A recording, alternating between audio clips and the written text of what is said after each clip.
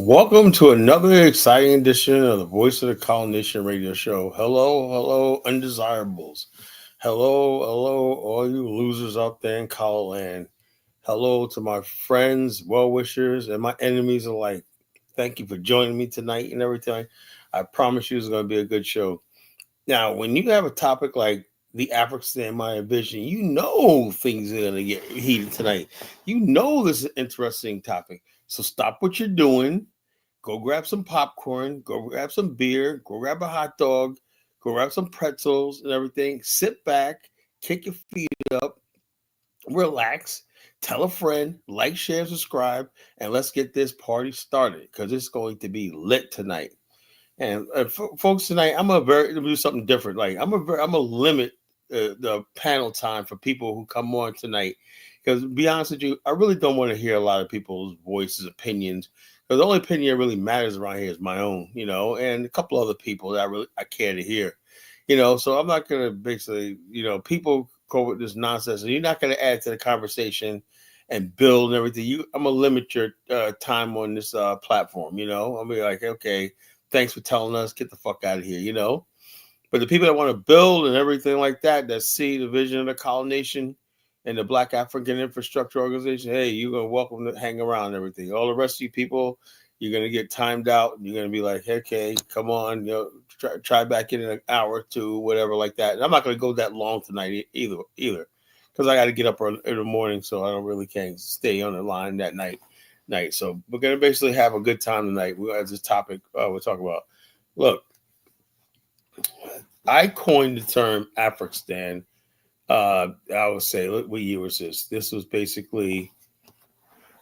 right around 2010, and I tried to get it on Wikipedia. I'm not dropping a link, Audrey. I'm not dropping any friggin' link.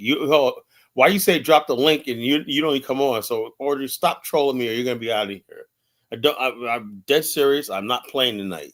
You never come on, so don't even ask for a link. You don't come on. We don't even know if you're a man or a woman.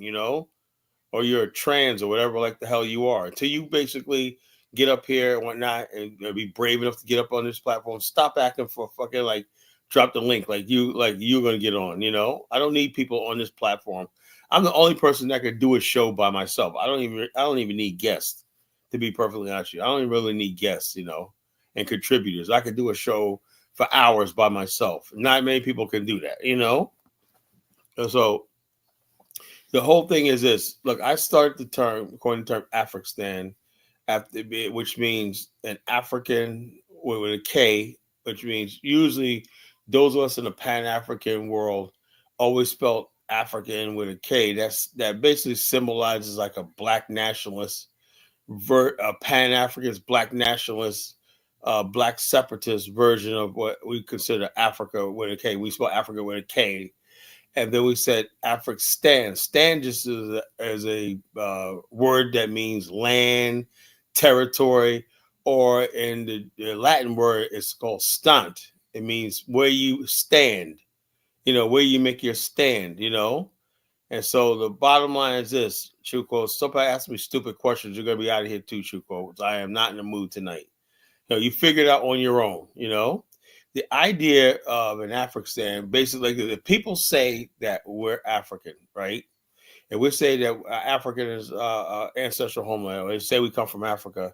The ideal place would be on the African continent, right?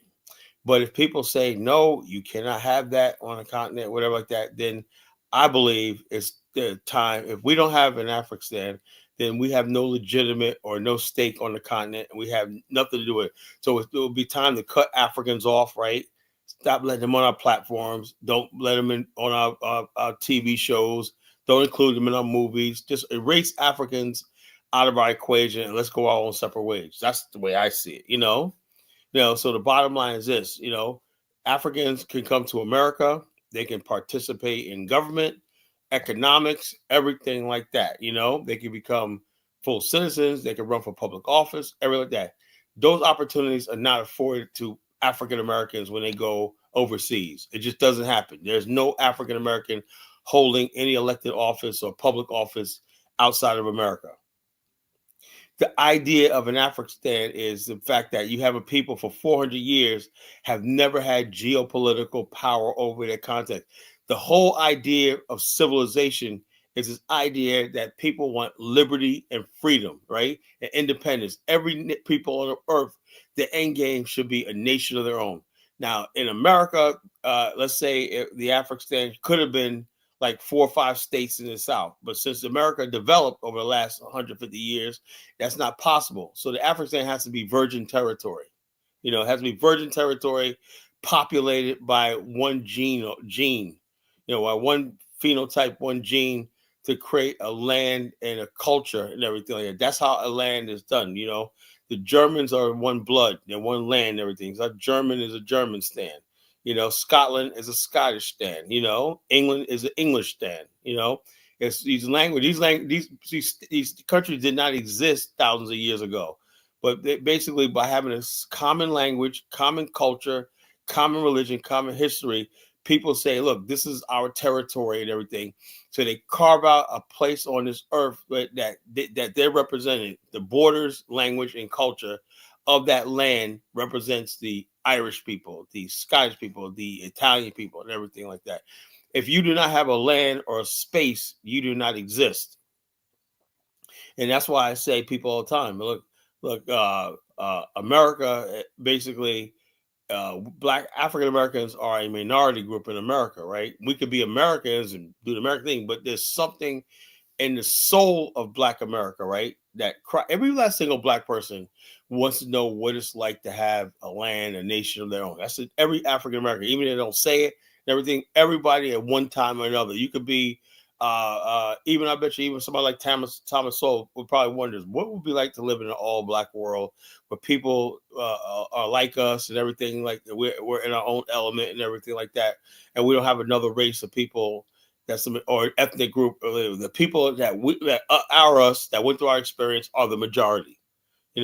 And that's the basis of any people that seek freedom.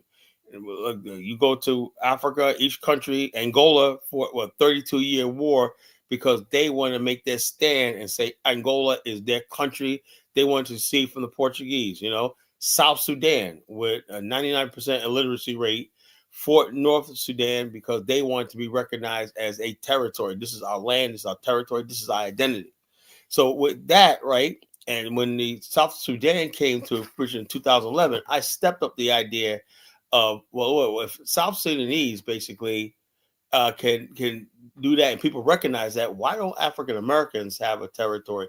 And then I just looked at logically, because I looked at logic. I said a perfect logical place would be a virgin territory, undeveloped, when most of the continent is underdeveloped and everything like that. The problem in Africa is too big, it's not enough people, and it's underdeveloped, And so therefore I said, why like 15 to 20,000 square miles is nothing of a continent of like 12 million square miles. Why wouldn't a state that represents the Black people in their diaspora exist and everything? So it tells me that after all these years and everything like that, after the slave trade and all stuff like that, there's nothing was done to basically right the wrongs of the transatlantic slave trade. Millions of people lost their land, their lives, and everything like that. And so they have no stake in the African continent, no stake on the African continent, So Chuko, when you talk about Afrikstan, the bottom line is this: we know the systems of government. The bottom line. Chuko's stupid. You don't understand. First of all, we did this already. We built an Afrikstan called Liberia. Our mistake was including indigenous people into the country. That was a mistake. That was saying, and people say, "Carl, that's really messed up."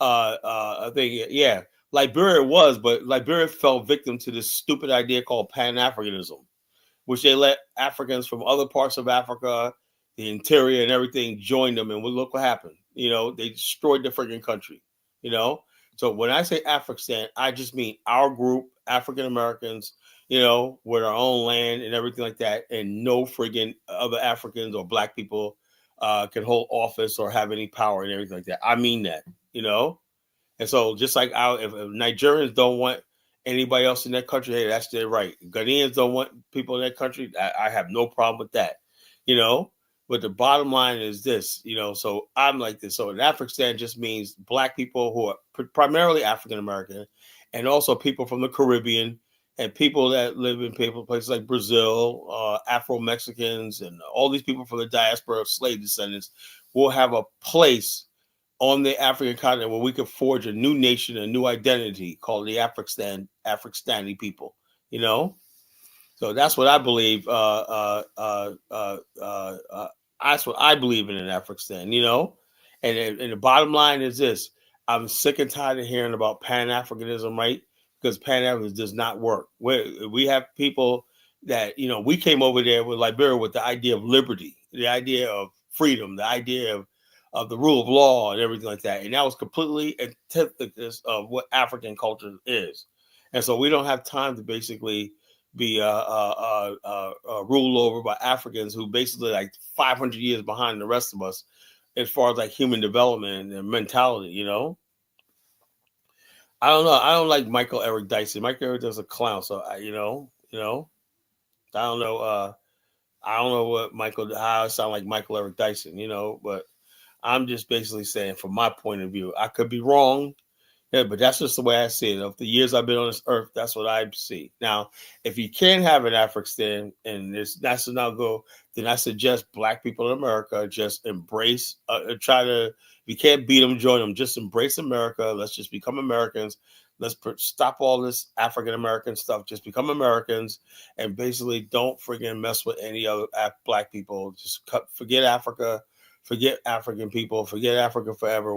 So let the United States, Britain, to Chinese have the continent, whatever. Let's just forget it. Leave it alone. Let's forget it. That's the only two options. Now, if we want to be part of Africa, we believe Africa has a future and everything like that, then the only way that's going to happen is we have to have a legitimate space on the continent, right? Propping up these colonial governments that you have in Africa that are just basically up for the highest bidder, whether it's China, Russia, and everything like that, and basically ruled by primitive people and whatnot, is not gonna suffice. So if that's the idea of what people think about, then what we have to do is just part ways right now and say, something, goodbye. No Afrikstan, no African Americans. As simple as that. That's the way I see it. Now, some other black people in America want to go to Africa. You go over there and keep wasting your time. Like I said, I think Pan African is a mental illness. You got people going over there. I got a sister last night talk about living on mud bricks or whatever. Let me tell you something. Let me ask a simple question, right? People always claim Africa birthed civilization. They built pyramids and they claim Egypt was a black civilization. Then why are people still talking about living in mud huts and stuff like that in 2026? If you look at any ancient civilization, they graduated from the primitive state, which is mud and thatch, to building in stone, building two-story buildings, building castles and stone buildings and everything like that. When you basically can't friggin' build anything other than something made of mud and earth or whatnot, that means your civilization has not advanced. So black people need to give up this idea that they founded civilization. How? If you founded civilization, then why are you so backwards? I still say the best thing that ever happened at Black Africa was the recreation of Liberia. I just believe that. When you go to Liberia, you see the stone buildings, the stone churches, the stone temples that our ancestors who were masons that went to Liberia and highly skilled masons and architects and everything built in Liberia. Carved out a modern state on the African continent. That would have lasted 1,000-something years had they not basically let the indigenous people come into the military and come into govern and everything like that. And they made a stupid mistake believing they could turn indigenous people into Liberians and they could make them one black country and whatnot. It don't work like that, And they forgot who they were. They forgot why they came to Liberia. And the bottom line is you cannot take two groups of people. When you're African American or slave descendant, that's who you are. That's your identity. When your ancestors crossed the Atlantic in the Holocaust and Maafa, that's your identity. People whose ancestors didn't cross the Atlantic in the Holocaust and whatnot are not the same people as people who did. We're two different peoples,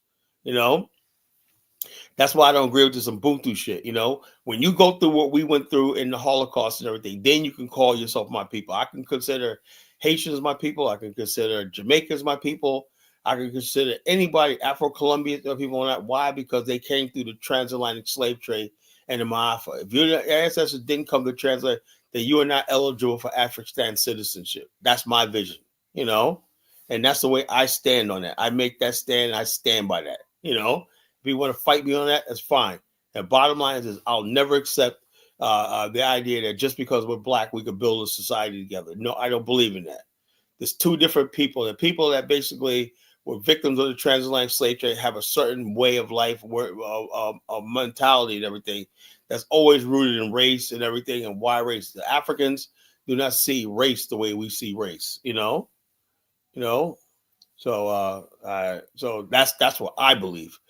Some people say, "Oh no, we're all black." Yeah, you keep being a fucking fool. And we're all black and whatnot. How many times you gotta get killed in these countries like Gambia and Ghana? They realize that we're not the same people. The race and skin color and stuff like that don't make you the same people. What makes you the same people is your heritage and your experience. So the bottom line is this: look. Borders make for peace and stability. If we have borders and people come into this territory legally, anybody's welcome to come in there legally. So the bottom line is this, and then the bottom line, and you look at the thing, like we said, I'll tell Dollar Bill. We talked about this the other day. The Afrikstan would probably be a net gain for the African continent. Right now, Africa loses $100 billion a year in net capital outflow. What if you had one state that could basically manage most of the business on the continent and everything like that, and basically plug Africa into the American market and stuff like that through the stock exchange and stuff like that, and through everything we have and the equity that Black America has as far as pension funds, 401ks will funnel trillions of dollars to the continent. So the bottom line, it'll be a net gain. And what do you think the Afrikstan would get a lot of its food from? Its crops from and stuff like that for its industries. It's going to come from Africa. Africans would benefit from such a state on the continent, So, but the bottom line is, the African mind doesn't think like that, That's why it is what it is. That's why you have people in Senegal sitting there while Chinese ships are robbing their coast, and they can't even make a living in their own country as far as like fishing.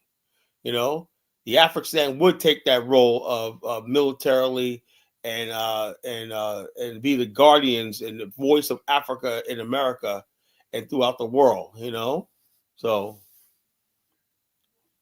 that's what I believe, So you could say what you want.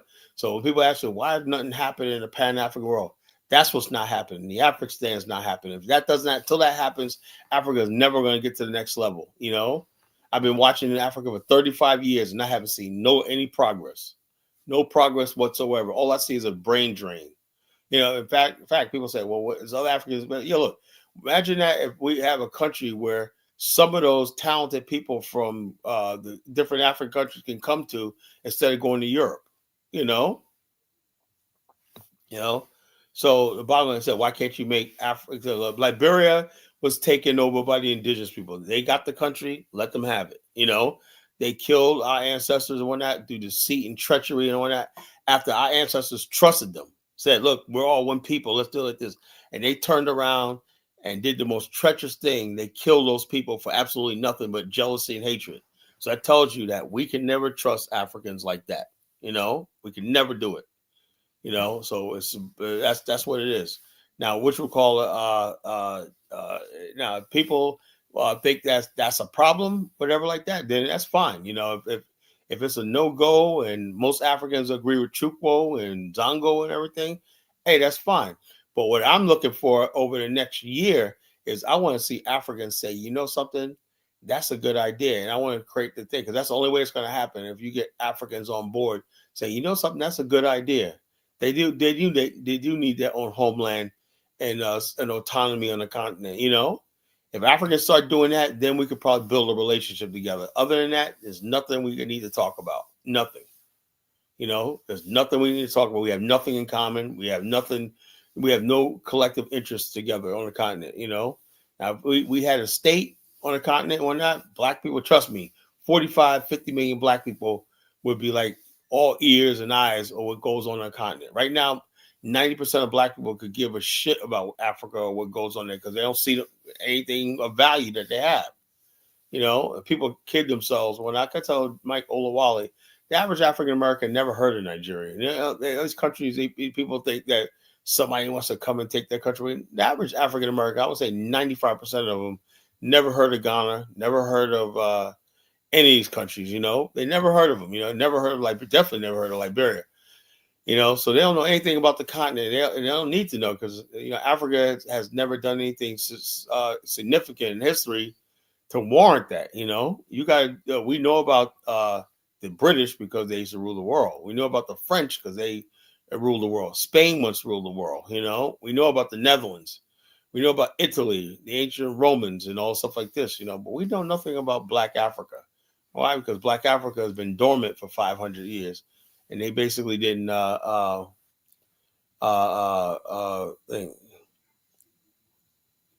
So then you have what's that? Ulterior motives? Just to have a freaking state and basically be part of the continent, build infrastructure. You understand when you build a state, you got to connect roads, pipelines, power grid, and everything that everybody benefits. What's the ulterior motive? If Africa fails, our state fails, so we'll be pro-Africa. I can look personally, I can't be pro-Africa and I live in America, right now. When you ask me where I'm at geopolitically, I'm pro-American, right? Because I don't want to see the dollar fail. I'm not thinking about BRICS and everything like that. Maybe if we had a state and we joined BRICS, I would think differently, but we have nothing in Africa to gain, so what do I care about BRICS, or do I care about whether France or Johore and all that stuff like that and Burkina Faso? What the hell's that got to do with me? Nothing. We have no stake on the continent, So this is what it is. And there was somebody to make a comment. Look. There is no look. America is America, right?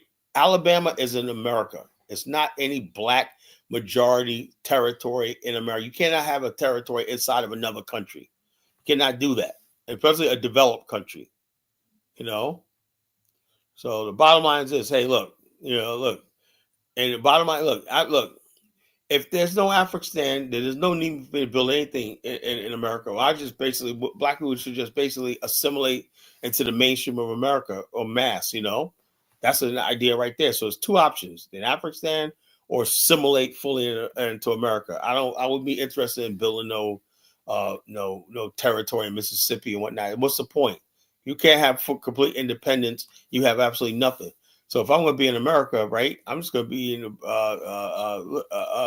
going to have the blessings of America, and that's it. I'm not going to worry about some Black community here and there and whatnot. I'm just trying to be American.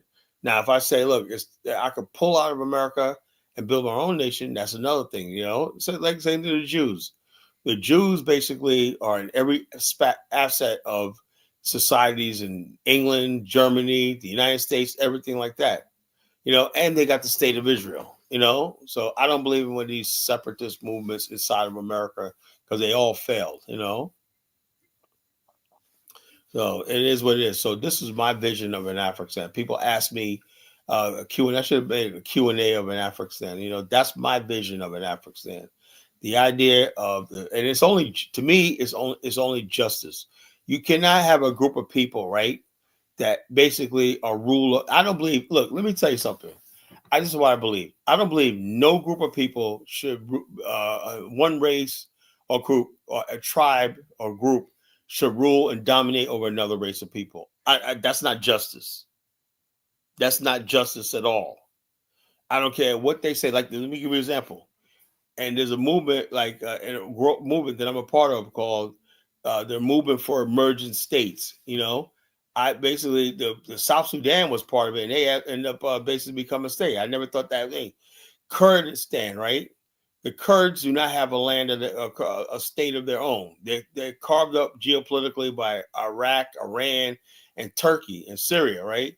The Kurds want a homeland, but nobody wants that. So we have an unjust global political order, and nobody wants to see the Kurds have their own state and land. I think so. When people go around the world talk about freedom and everything like that, they're talking out their ass. I believe the Kurds should have a state. I think the Shiites should have a state.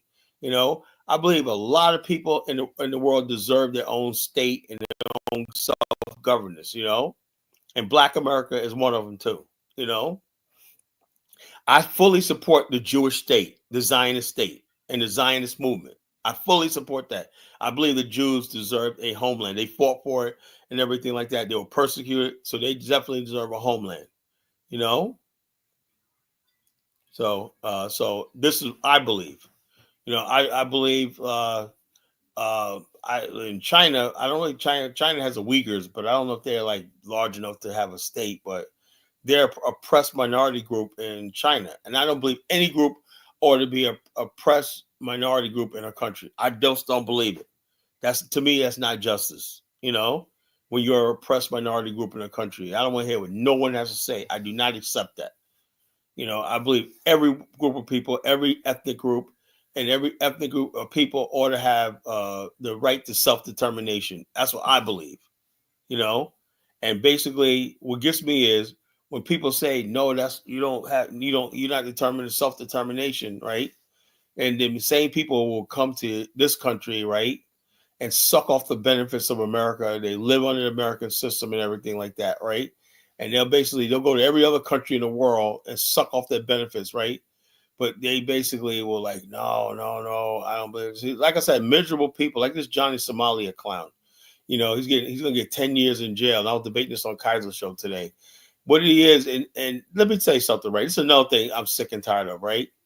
Johnny Somalia is a Somali piece of garbage from Somalia. I don't know if he was born in America or not, but people are trying to call him a Black American because he was born in America. He's an American citizen.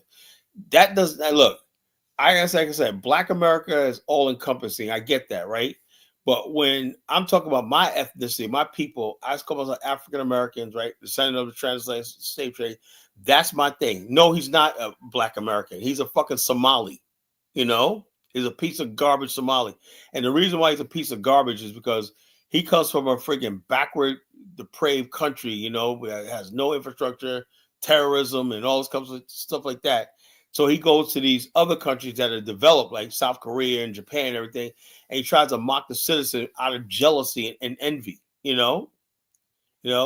So the bottom line is I am sick and tired of these people cosplaying Black America. I'm tired of it. What do we have to do to get away from these people? And that's why I say I want to protect our identity. And the Afrikstan, a nation of our own, will protect our own identity. Everything. Everybody that comes to America automatically are deemed to be one of us. And I hate it, And what I'm trying to do is I'm trying to get to the point where I don't want to get to the point where, my hatred is my anger is starting to turn to hatred. And I don't want to be like that, But I'm only human, right? And like sounds like, when I talk sometimes or whatnot, my anger is starting to turn to hatred, because the blatant disrespect of my people and my heritage and my culture and everything, why people could just walk all over us, do what the hell they want to do with us, and we're just supposed to be good Pan-African simps and idiots and whatnot. But everybody takes shits on our culture, shits on everything. It's giant saying this giant Somalia thing as Black American was like the last straw. That was like the last straw for me, This guy is not no Black American goes to Asia. We love Asia. We always had a history with Asia, Asian culture, and everything like that, And basically, why we go to South Korea and Japan making fun of these people and everything like that? They've never done anything to us. So why does this freaking stupid idiot from some shithole country like Somalia? That's all. Like I say, he's jealous because his country's a shithole and these countries are advanced. That's all that is, He is Somali, He's Somali. That's his heritage. He's not from my heritage, So I don't care like that. I don't care, but Missy, I don't care what MAGA people think about us. I care about what I think about myself. You're a victim, Mr. Dime. You're a perpetual victim. What the MAGA people think about? I don't give a flying fuck what the MAGA people think, to be honest with you. I don't care,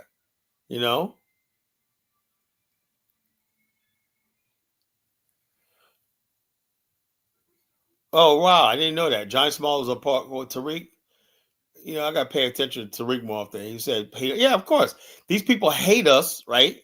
But they cosplay us. So he does that just make us look bad on things, saying he's Black American and whatnot. He don't go out saying he's Somali because he wants to taint our name overseas. Like I said, I'm sick and tired of these people. I'm sick and tired of these freaking this trash that comes here and come to our culture and come to our community. Somalia is not a good country. Somalia is a fucking shithole. That place is a fucking open sewer. Get the hell out of here. Well, look. Bottom line, if I sound like MAGA, so what? I believe Somalia is an open shithole country and whatnot. So what? There's countries that are shithole countries. What are we going to say? I'm gonna keep saying it. I don't have to respect people that don't deserve respect. I'm sorry, I'm not going to do it. When you do something, I admire people who build their country. Like Rwandans, Rwandans got my respect because they turned their country around. Botswanans got my respect because they got a clean country and everything. Namibians got my respect and whatnot. I love Angolans too. They got my respect and everything. But I don't respect all Africans, all black people. I'm sorry, I just won't do it. And the bottom line is this, Kyle said, Elsa, you have a bad day, Colin? No, because somebody asked me the question last night about Afrikstan, so I figured let me basically give my version of what an Afrikstan is. This is just my opinion, my version, my perfect world. Everything starts with what's your vision of a perfect world, and people buying it. You're not going to get 100% of everything you want, right? If I have an Afrikstan, I would like to be 100% African American, nobody else. But I know that's not possible. I know for a fact that, if we do build it, at least 25% of the population is going to be non-African American. I know that. I know it's impossible to have 100% African American nation because we just don't have the capacity or enough people involved in that. But I know that you're going to have other Africans and black people be a part of it. I know that. But if you want to ask me my vision, my perfect vision, yeah, it'd be all African Americans. We would not take anybody that's not African American blood in our country. That's with me. But I know that's not possible. So it is what it is. So it is what it is. So the bottom line is this, I can't make America an Afrikstan because I can't get rid of people like you, Mars Moyes. I want us to be able to put people on the friggin' boat or the plane and get them the fuck out of here. We don't like them. We can't do that in America. The day when I can just take somebody like Chuko and arrest him and put him on a plane and get him out of my midst and whatnot, then we freaking got something here. But we can't do that in America. That's why we need our own land. You should know thing. You should not be any group of people should not have to put up with disrespecting. See what the South Koreans are doing? They arrested Johnny Somalia and Japan deported him. You disrespect the country, deported him. People could come to America and disrespect us all they want because we have no power. We're not the ones in charge over here. That's why I say going forward in the future, black people in America got to say, you know something? If we ever want respect, we got to have a land and a space of our own where we could choose who comes among us, who lives among us, who's around us, everything like that. You got Nigerians basically unaliving African American women in places like Houston and whatnot, preying on black women in Houston and whatnot. We can't protect our women from these people and everything. So the bottom line is, it is what it is,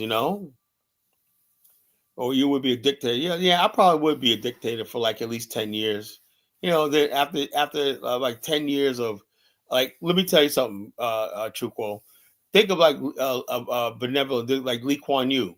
Lee Kuan Yew basically said, you know what he did? He said when he was part of the first generation of people who took over after the independence, right? After the first generation was done, right? You know what they did? They did a couple of things called feedback. They went to the population and said, okay, we'll ask your opinion about certain things. But now, mind you, they had a tremendous economy, growth, and everything, but there was still people just unsatisfied, right? So he basically said, he went to the people and he said, found out all the feedback, all the stuff people didn't like. He said, those people? He said, they didn't change one thing. He said, do a better job at convincing them that they were right all along. And they did that. So they went back to the people and said, okay.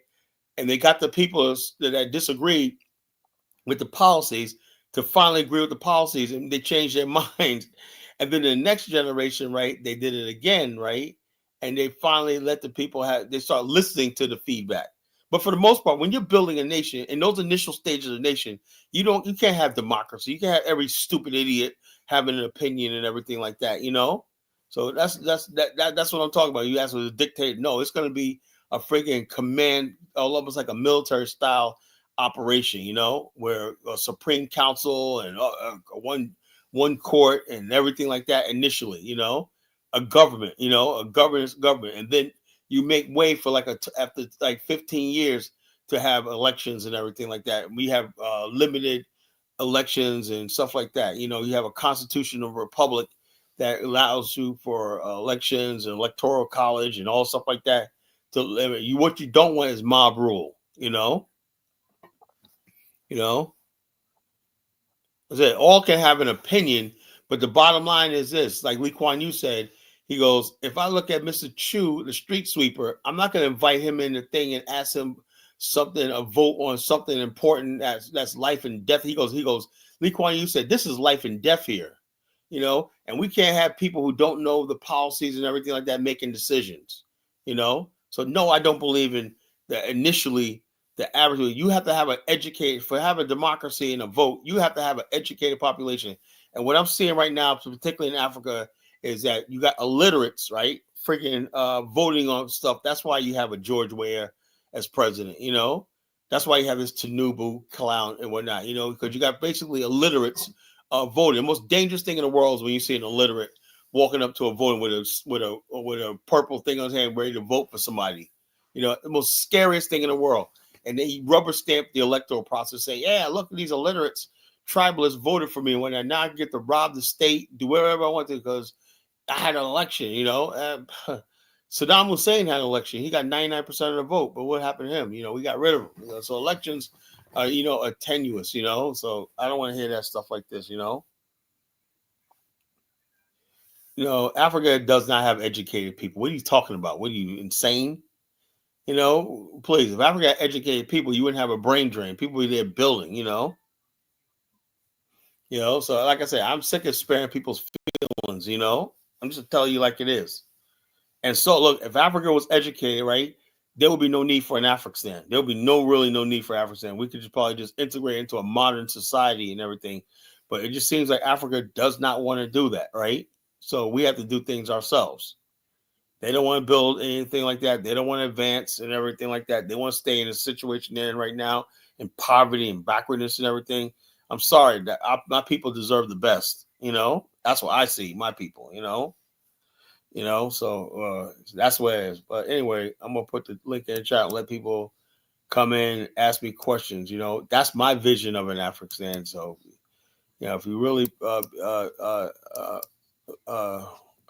want to know, I'll let you on, and you can come here and debate me, whatever like that you want to talk about. But as far as like what you call it, if there's no Afrikstan in Africa, then there's no reason why Black people in America should have anything to do with Africa. That's the way I see it. We should have nothing to do with the continent. Just cut the continent off and just forget about it. That's the way I see it. Now, if you want to go over there yourself and build a mud hut, whatever like that, keep getting robbed and shaken down by locals and getting unalived and all this kind of stuff like that, hey, right, you go right ahead,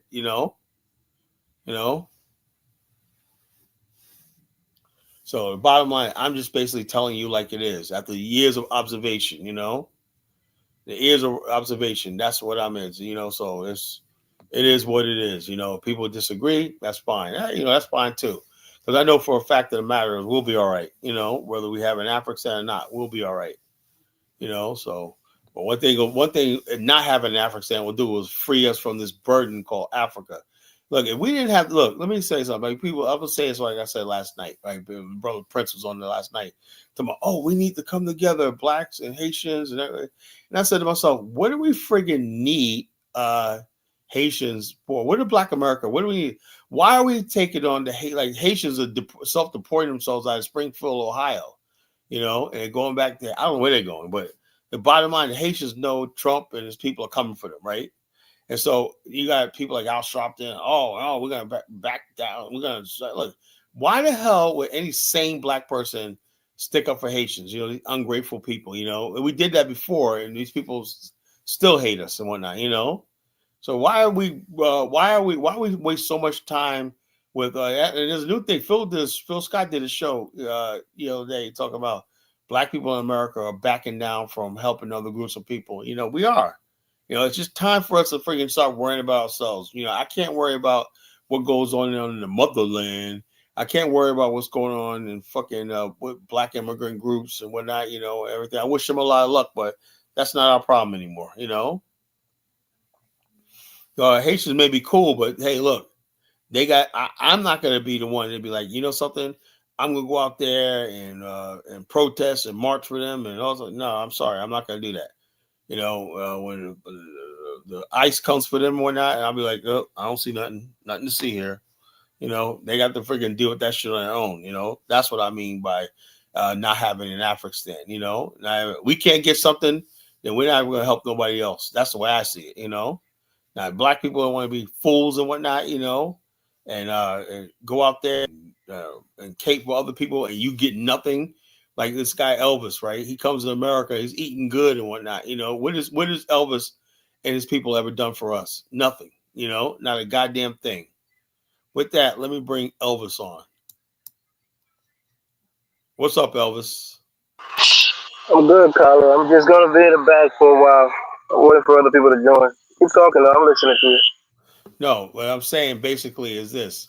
People basically have basically eaten off black America. We've been helping everybody for generations under this idea of third world unity. We're not fucking part of the third world. What the fuck we care about the third world?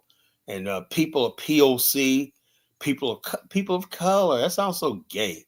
People of color, us POCs, everything like that. What do I care about somebody in a country 20 years illegally? What the hell I care about that? The DACA recipient, they said DACA is about to expire. Oh, well, I wish I had a country to go back to. I don't feel sorry for nobody. Let me say this. I don't feel sorry for nobody who has a homeland, in America. I don't. People say, why we come here as immigrants because blah, blah, blah, blah, blah. I don't feel sorry for nobody who has a homeland. Because I don't have any place else to go besides America, Other people came here voluntarily. So everything you go through is you brought it on yourself because you came to this country. That's the way I feel about it, And so I don't feel sorry for anybody that has a homeland. If you have a country, there's no, you could always be like, look, I'm going back to my country, blah, blah, blah. I got a place. African Americans had no place to go back to. No place to go back to, no homeland, no marker. Now, in Afrikstan would give African Americans an alternative to America, But since nobody wants us to have that and whatnot, it is what it is, Nobody wants to see Black America with shit, They want to see nobody with shit. Everybody will come here and help their Well, Carla, what's stopping you from getting the land to start the Afghanistan? What's Well, stopping bottom you? line is, hold up. What's stopping it is the stuff I'm hearing now from. Look, the bottom line is this: there's enough Africans who know. When you see Black people in America, like the Sabo community, I said last night on the show, and I asked Zongo, I said, should Sabo become a municipality? You saw it. They're not even asking for it to be an independent nation. Part of an African would be just a municipality, right? He's like, no, no, no, you can't do that one night. So you don't want them to have anything, right? But you sitting here sucking America up, talking about you're going to cosplay FBAs and stuff like that. These people are making a conscious decision to leave America and build in your country, and develop your country. And you're telling them, no, a municipality is out of the question. So what I'm saying is the bottom line is well, I'm done fighting with Africans. I am really done fighting with Africans, And that's just what I'm saying. The relationship between Black America and Africa is strained. And me, I'm gonna freaking end it, if we don't basically if things don't change, Everybody like I don't believe in that sixth region shit. That's not us. They don't include us. That we're not included in anything in the African Union because we don't have a state. We have nothing. So So why are we what's the first step to realizing Afghanistan on the continent?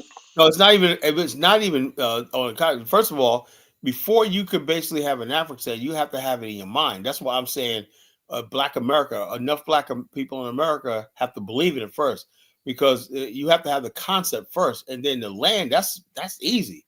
Once you organize and have the concept, like Jews, Zionism didn't start when they went to Israel. Zionism started in England, Germany, the United States, and places like that.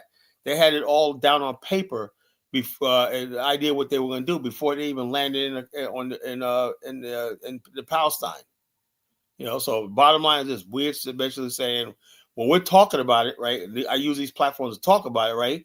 The last thing I want to hear is friggin' opposition. But really, the last thing I want to hear is opposition, right? Because the Jews, when they first formed the Zionist movement, nobody was opposing them. They was had the Zionist Congress, World Zionist Congress, everything like that. People like, well, whatever you're gonna do, we're gonna do. We're the only group of people, right? And the opposition we're getting is from other black people, right? If you say, you guys could take a certain a couple thousand miles of unoccupied territory and build it, hey, we wish you a lot of luck. Go for it, right? But here we got is all people here that get up here and they lie in our face, calling us themselves brothers and sisters. They're opposed to even us talking about it. Like I said, this right now is just discussion. Just like the Zionist movement, it took like 25 years before it became a reality. You guys come in here and basically try to thwart an idea. It's not even reality. It's just an idea. You see what I'm talking about? And that's what I don't understand. That's what for life me, I'm saying, because we have never done anything to hurt Africa. Even if you think the idea is far fetched and everything like that, why do people act like they're hostile? When I say, why do they call me a colonizer and all stuff like this? So bottom line is that's what I'm talking about tonight. When I say my vision for an Afrikstan, whether it happens or not, but I know our people will be all right because we're the children of God. So is the progress, is it stagnated or is it ongoing to get you an Afghanistan?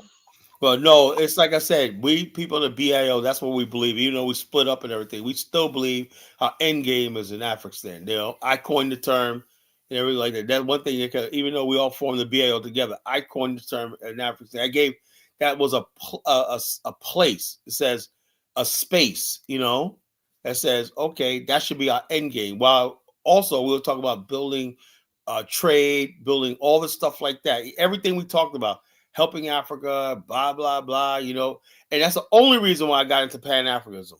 The only reason. I didn't get into Pan Africanism because I'm a Pan Africanist. I believe that in Afrikstan, supporting Africa and African unity will lead that. And I see it's just the opposite, that Africa has no intention of ever doing anything right by the black diaspora. I really believe that. So I said my Pan Africanism has been a waste. So and it's got Lewis calling me a CIA agent. The bottom line is, I'm just telling I'm waking black people in America up. Stop going over to places like Ghana. You don't need that country when that's fucking mental illness. You go over there and live in freaking squalor and poverty and whatnot. Living to be ostracized and ridiculed like a friggin' fool, living in the friggin' with malaria and some of everything, and you think you're doing something because you're living in a motherland, you ain't building nothing, because you don't have the means, the support system, or anything, to build anything, you're not even recognized by the government there. They could just basically like they did with the Hebrew Israelites. When they decided to take your back, they came there and start robbing their computers, stripping everything. That right there, to me, will never happen under my watch. That people say, something, without no warning, they just come in there in the early morning and start robbing the place, stripping it down. Then give them time to pack. Let's say if you're going to kick them out, give them time to pack and get their stuff out. They just came in, everybody just had a free-for-all, And because you're Black American, you're African American, they feel they can do it, because the Pan-African movement is so freaking weak that people think they can take advantage of us, So that's what I'm talking about, So what does Zongo have to say about this, Hey, Kala, greetings to you, greetings to Elvis, and greetings to the chat. Why am I being lambasted on your channel? Because what you said last night, you had me pissed off. That's why I was pissed off all day. My goodness, Lord, man. Well, I just have a video just that I want you to play for the audience. What video? And About some the other somebody getting shot, right? and the other like panelists to engage. I mean, just I want like people to chime in to call What's the in. video about? What's the video about? It's all about like the impact of tariffs that the Trump administration intends to impose and like the video But the pretty Paris much. Accords, hey, look, let me tell Wait, you wait, something. wait, wait, wait, wait, wait, wait, wait, wait, wait. Come on, we know you have, but I want the viewers to kind of like it's like a summarized lecture about like what tariffs is all about and like the impact, and I want people to kind of engage and give their views and That's not what opinions we're on that. talking about. Some others, you got to do another show about that. Tonight, we're talking about the Afrikstan. We got to do Carla, that man, another you show. don't want to elevate the conversation a little bit? Come on, No, I'm Carla. talking tonight. I'm talking about the Afrikstan. We're gonna switch the conversation to something else, but you don't want to do just like a 30 minutes kind of like thing though. I'm No, not like playing no 30 minutes. Are you no, no, crazy? the You video is not insane? 30 minutes. It's like 15 minutes actually. That 15 But minutes is too long. it's not too long. I I'm mean, bored. you can Look, probably stop by. You look, can I probably stop by. understand the Paris Accord, but that's all up for a matter Yeah, of opinion, yeah, right? but, Some people say, but. something that's stupid. Some people agree with the climate change and blah blah blah. It's just Yeah, a but matter of Kyla, opinion. man, I mean, you don't want your viewers to engage and learn something too? Come on, I Kyla. mean, the bottom line, not All that right, man. because I have my own Okay, that's opinion fine. on that. All right, man. My opinion is the climate change accords basically was hurt crippling American industry and businesses. And get this, China wasn't a signature to that, and China's the biggest polluter on the planet, right? In India. And they were not signature to that. Why is that? You want to play it or not? I mean, it's just a brief thing. I No, mean, I'm saying, ask a question. Why is China a signature to the Paris Accord? Why is only the United States a signature to it? I don't know. I mean, I don't know. I don't have Because much we depth. have people like I said, I don't have much it's the American depth of mentality knowledge about that it. black people in America have the same mentality as American mentality, which we believe in helping everybody else, right, around the world. And while they fucking do whatever they want, they shit on us. Same thing they do in America with white America and Man, America. Kyla, I just posted a link in the back chat. If you want to play, just play it. It's not that long. I don't see no link in the back chat. You can't just stop it at 10 minutes. I think it's very Oh, like I'm gonna humor you, but like I said, I don't think yeah, it's gonna. I'm not gonna play it that long. To yeah, be yeah. perfectly honest. It's a very important. I mean, guys, if you're in the chat, you want to like chime in to express your viewpoint on this particular And topic. I nobody think really cares. I really guarantee nobody really cares about this topic. It's this climate thing is a white people's hey, issue. Chuku, if you want to chime in, Mystic Dime, Kung Fu Fanta, Today's video Doc Migo. are the Trump tariffs. What are tariffs? Are Say what tariffs you gotta say. inflationary? And will the About Trump tariffs tariffs to actually climate. pass? First, I want to show you some video clips of Trump. So if you didn't know, Trump is a huge fan of tariffs. So I want to show you these clips so that we're on the same page. But to me, the most beautiful word in the dictionary is tariff. I And agree it's with my him. favorite word. But it's the most beautiful word in the dictionary, tariff. It will save our country. Only stupid people don't want to use Most it. beautiful word in the But dictionary is people love. also- Okay, so it's Love between clear. I mean, it's no Africans and secret that African Trump is a Americans. big That's the most fan beautiful of word. tariffs. And Trump has floated the idea of imposing a 10% tariff on all foreign imports. So I want to show you. Well, let me ask you what you're thinking here. Would you want tariffs on foreign goods coming into the U.S., take those revenues and cut taxes on American goods and American families here? Would that be something in a second Trump term? Yeah, there's a couple of things. Number one, I think we should have a ring around the collar, as they say. I think when companies come in and they dump their products in the United States, they should pay automatically, let's say, a 10% tax. That money would be used to pay off debt. It's a massive amount of money, even at 10%. It's not going to stop business because it's not that much, but it's enough that would really make a lot of money. Okay, now let me explain to you what a tariff is. So I'm going to give you the definition and then I'm going to break it down for you with an example. A tariff is a tax that is imposed on goods imported from another country. So let's use Toyota cars as an example. So let's say that a Toyota Camry costs $30,000 and it's made outside of America. If there's a 10% import tariff, then there's a $3,000 tax if you want to bring the Toyota Camry into the US to sell it.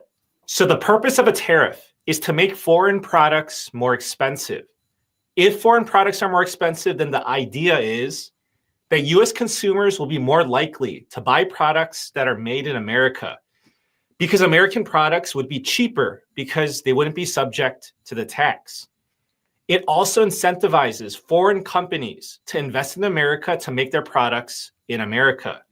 So this includes building infrastructure in America and creating jobs in America. So let me show you this video clip. This is of Charlie Kirk to help explain the positive impact of a tariff. Here's how it really works. Let's just take, and we've done this in the past. Let's take a company like Toyota. So Toyota is a Japanese car manufacturer, right? And Lyndon Baines Johnson back in the 1960s said, we're going to do 25% tariff on all pickup trucks. Now, how do you avoid a tariff? It's not a trick question. You avoid a tariff by making the product in America. No tariff. So Toyota, what they do to get around the pickup truck tariff, which by the way, they're huge. You guys have seen Toyota pickup trucks. They're everywhere. They make all their pickup trucks in America. So what it is, it's a forcing function to redomicile labor back to the United States, not necessarily to just slap a tariff on top of goods coming in. So there you have it. The people that support tariffs will say, you impose a tariff to promote domestic production. It will create jobs in America and boost the economy, and the US government will collect more tax revenue. So those are the theoretical benefits. However, there is a cost, and that cost is inflation. So the right question to ask is, do the pros outweigh the cons? Now, let's talk about the cost, and let's not make this complicated. It's actually very straightforward. So let's start with this. Do you know what a competitive advantage is? A competitive advantage is a quality or a factor that gives you an edge over your competitors. So let me demonstrate with an easy example. So let me ask you, is it more cost effective to generate solar energy in California or in Illinois? So it's not a trick question, just use common sense. The correct answer is California. You know why? It's because California receives more direct sunlight and has less cloud cover compared to Illinois. So it doesn't take a rocket scientist to figure that out. California has a competitive advantage when it comes to solar energy generation. Now, when it comes to making products, some countries have competitive advantages when it comes to their manufacturing, resources, supply chains, and labor pool. So in many cases, it is just much cheaper to make certain products in different countries. Now, did you know that 97% of clothing that Americans purchase in the USA is not made in America? So just look at the tag on your shirt. There's a 97% chance that it's not made in America. Just look at your Nikes from Thailand. Your Vietnamese Lululemon outfits look great. So your clothes from Target made the pilgrimage from China. So you know why the USA imports 97% of our clothing? It's because it's cheaper to make clothing in Bangladesh, in India, and Vietnam compared to America. Employees in Bangladesh, they get paid $150 a month. So that's about 87 cents an hour. So how are Americans supposed to compete with that low-cost labor? If you put a 10% tariff on clothing, it would still be much cheaper to continue buying clothes from Bangladesh. So we're not going to have a clothing industry revival in the US. All that would happen is that the cost of 97% of our clothing would go up by 10%, and it would cause inflation. And do you know why it's cheaper to make clothes overseas? It's not. This guy's not telling the whole story. Yo, we've been No, but Bakala, he's not done. He's not done. I think if you give him a little minute. Oh, we've been Bakala, he's not done. He's not done. He's not justifying. Let me say this, Zango. We've been making clothes, and we understand. Like the Japanese had to move certain operations to Southeast Asia because of the high yen. You know, everybody knows that the dollar. You cannot freaking make stuff like that. That's not what we're talking about, right? We are talking about things like automobiles, washing machines, and stuff like that, semiconductors and steel and everything like that. You know, the bottom line is that's stuff that we could produce here and basically keep the price thing. Cheap Chinese steel put Pittsburgh and Gary, Indiana out of business. So why would the hell I care about them putting tariffs on that thing? That would stimulate things. Black people come from steel workers in Pittsburgh and places like Gary, Indiana. So why wouldn't I want to see Trump put tariffs on the steel that comes? You know, why wouldn't I? You know. Yeah, but kind of, I think he was going to make one important, like a vital point. I think. Hold on. No, look, we all know that the friggin' the Asian countries produce. They've been producing that from the 1960s. Hong Kong was a place where most of our toys. When I was a kid, most of my toys, like my train set and everything, my train set said "Made in Hong Kong." I didn't know what Hong Kong was The only thing I know of Hong Kong was every toy that I had when I was a kid said "Made in Hong Kong." When I, and so, but we all know that the Asian labor, we call it the yellow peril, Asian labor is cheap, and everything. We're not talking about that, We're talking about things like the steel industry, and stuff like that, Well, let me get Mystic Dime on what she has to say. All right, Mystic Dime, what do you have to say? Besides agreeing with Elvis on everything, what do you got to say? Okay, first of all, that's not true.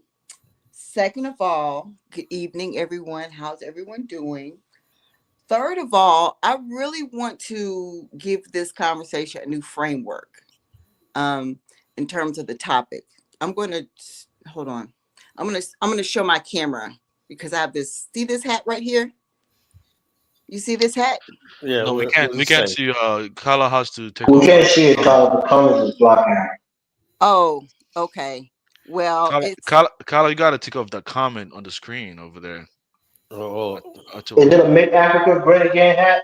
yes. It says "Make Africa Great Again." yeah, go right ahead. Make it great again. Like I Take said, it I'm off. all for you. Take Doc Migo's comment off. Like, Hold what up. are you doing, Something Carla? keeps popping up. So I just my camera's. Hold up, Ross Moyes. Oh, okay.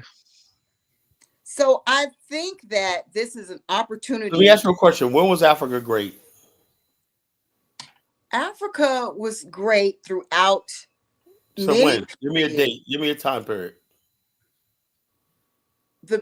The period before the transatlantic slave trade, there were Was many. hell. Was hell.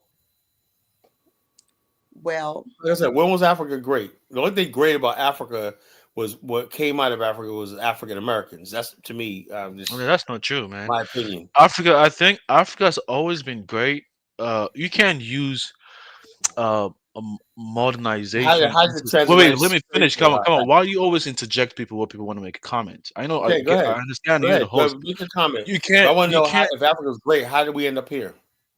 You can use modernization as a standard to judge Africa. Oh, You know, what you can you have to do? use the traditional systems to assess them and see if Oh, they're really great or not. The question is, will Africa be able to, transform themselves from the existing traditional ways in this contemporary age? That's the real question. It has always been great in most societies where you come from. Wow, like, why do you always want to compare it to how Western societies operate? The and Industrial that's the Revolution. other thing I want to bring out too. Mhm. If white MAGA people can have this perspective of "Make America Great Again," why can we not have that because I perspective? don't live in Africa. That's why. Oh, I mean, I'm Man, just Kyla, look. man, Yo, Kyla, Kyla, look, I mean, listen, Tom, look, listen, Tom. let's make the conversation constructive. Listen, Tom. Like this is what I'm talking about, right? And I'm gonna cure you, like I was, of this mental illness called Pan Africanism. You know what I'm saying? The continent and the people on the continent have no intention of ever trying to be great or build anything like that, And so we have this idea Africa's gonna be great. I get that. That's our ancestral homeland. We always like this. I was all hyped up too for years. Everybody knows me. I like this. But I just had to face reality, the truth about Africa, reality. It's not going nowhere, until the African mind changes. It's never going to go into place. The African, which is holding Africa back. Africa has the same intelligence and everybody as anybody else. They're not stupid people. We're not. It's a mindset. The reason why the continent is not going any place. But look, let's say this is my idea of an Afrikstan. If Africa was intelligent, they would say, you know something, I see what you're talking. Like a lot of people, I talked about Afrikstan to an Asian, and when I said, man, why haven't y'all did that, man? Y'all could do this because they're building like something like that all over Asia. They're building new smart cities and everything like that. But when you talk to the African mind, right, he automatically is threatened by anything when you say you're going to build something like that, even Yeah, but though Kyla, why you always want it wouldn't affect. It wouldn't immediately affect nothing he's currently doing, which is nothing. why you My- always But why you nobody's always stopping you from doing yeah it. he doesn't even understand. Nobody's in the way. why you always leaning on negativity? Let's have a constructive I'm just saying, conversation. all I get from Africa is negativity. That's why I don't see nothing positive coming out of Africa. I really don't. And I've been in this a long time, and I'm just actually fed up with it, because I gave my life to this thing, and I wasted 35 years of my life, with this movement, and I'm saying like this, everything in the continent is just the black people in general, but especially the continent, is just negativity. Well, Call it I think what you raise People, $10 billion and try to buy a pot of gold and try to build your smart city. That's I know all. so many. I know so many Yeah, Africans and African can you Americans that got allow like ideas Mystic taking nothing down. Mystic down? I think she wanted to like when she joined, she wanted to make a statement. Can we allow her to finish what she was Go going to ahead, say go ahead. Finish what I'm initially? saying. so all I'm saying is I see this as an opportunity. That's why I was so inspired to put this hat on. I feel like this is the perfect occasion to wear this, to don this hat. It's if you can go back, if you think enough of who you are as a black man, if you can go back into your own history, your ancestral history, the history that exists in Africa, in the various tribes and countries that are throughout that you are connected to, you can find instances of greatness amongst the men, amongst the leaders and chiefs, amongst the community. I certainly know a few in Nigeria about some of the wonderful women that have existed in times past with the stories of Oshun. They're all there. That's Nigeria. So there are plenty of examples of where Africa can be made great again. It can be renewed. It can be restored.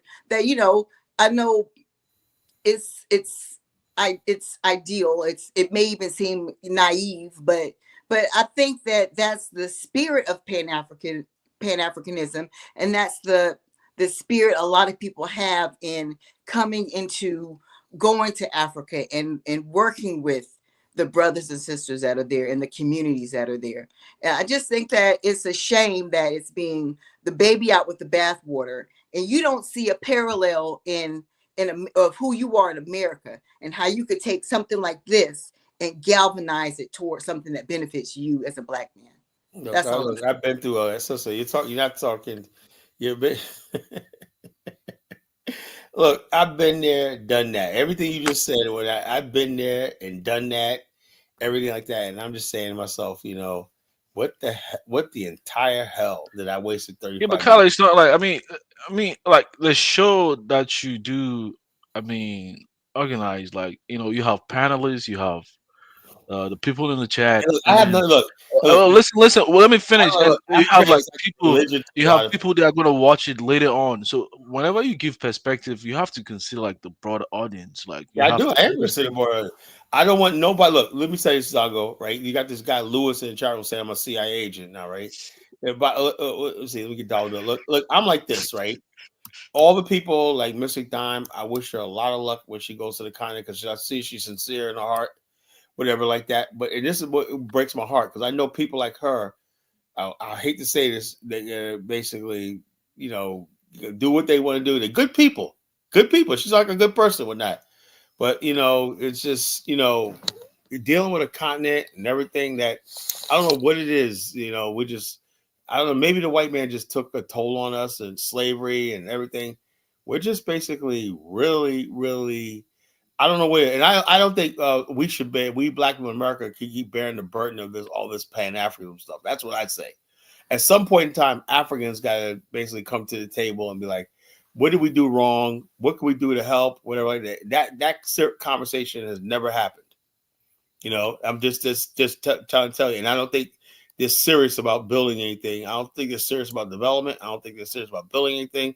That's just what I wake away from this, right? They spend decades in the West and everything, doing nothing, And this guy Lewis called Kala is a prick. He called me a prick now. Damn, The bottom line is this. I'm just saying, look, we go over to the continent, we do all this stuff like that. We do a lot of good stuff. Black African Americans do a lot of good stuff on the continent. It's not appreciated, not appreciated. And whatsoever. Let me get Brother Dollar Bill on. Brother Dollar Bill, what's on your mind, brother? Hey, good evening, Man, what's going on? ladies and gentlemen. You like the topic? I love it. I love it. Sometimes, I just sit in the back chat and kind of like just listen to some of you guys' opinions. And, I'm not always vocal. Sometimes I'm just laying in the cut and trying to understand. I got my beautiful sister, Mystic Dime, would make Africa great again, my sister. Can I ask you one question, darling? Yeah. Could you tell us where that hat was made? So this was bought at the Malcolm X Festival here in Atlanta a few years ago. by a young brother that's an entrepreneur, and he had all kinds of cool stuff. And I thought this hat was great because it was a callback to the MAGA movement when this hat first came out. Make America. So he did a Make Africa Great Again, and I think it's the same spirit. And I Was think he African American? Was he a continental African? Was he an African American or continental African? He was African American. Now, where was the hat made? Has he been to the continent?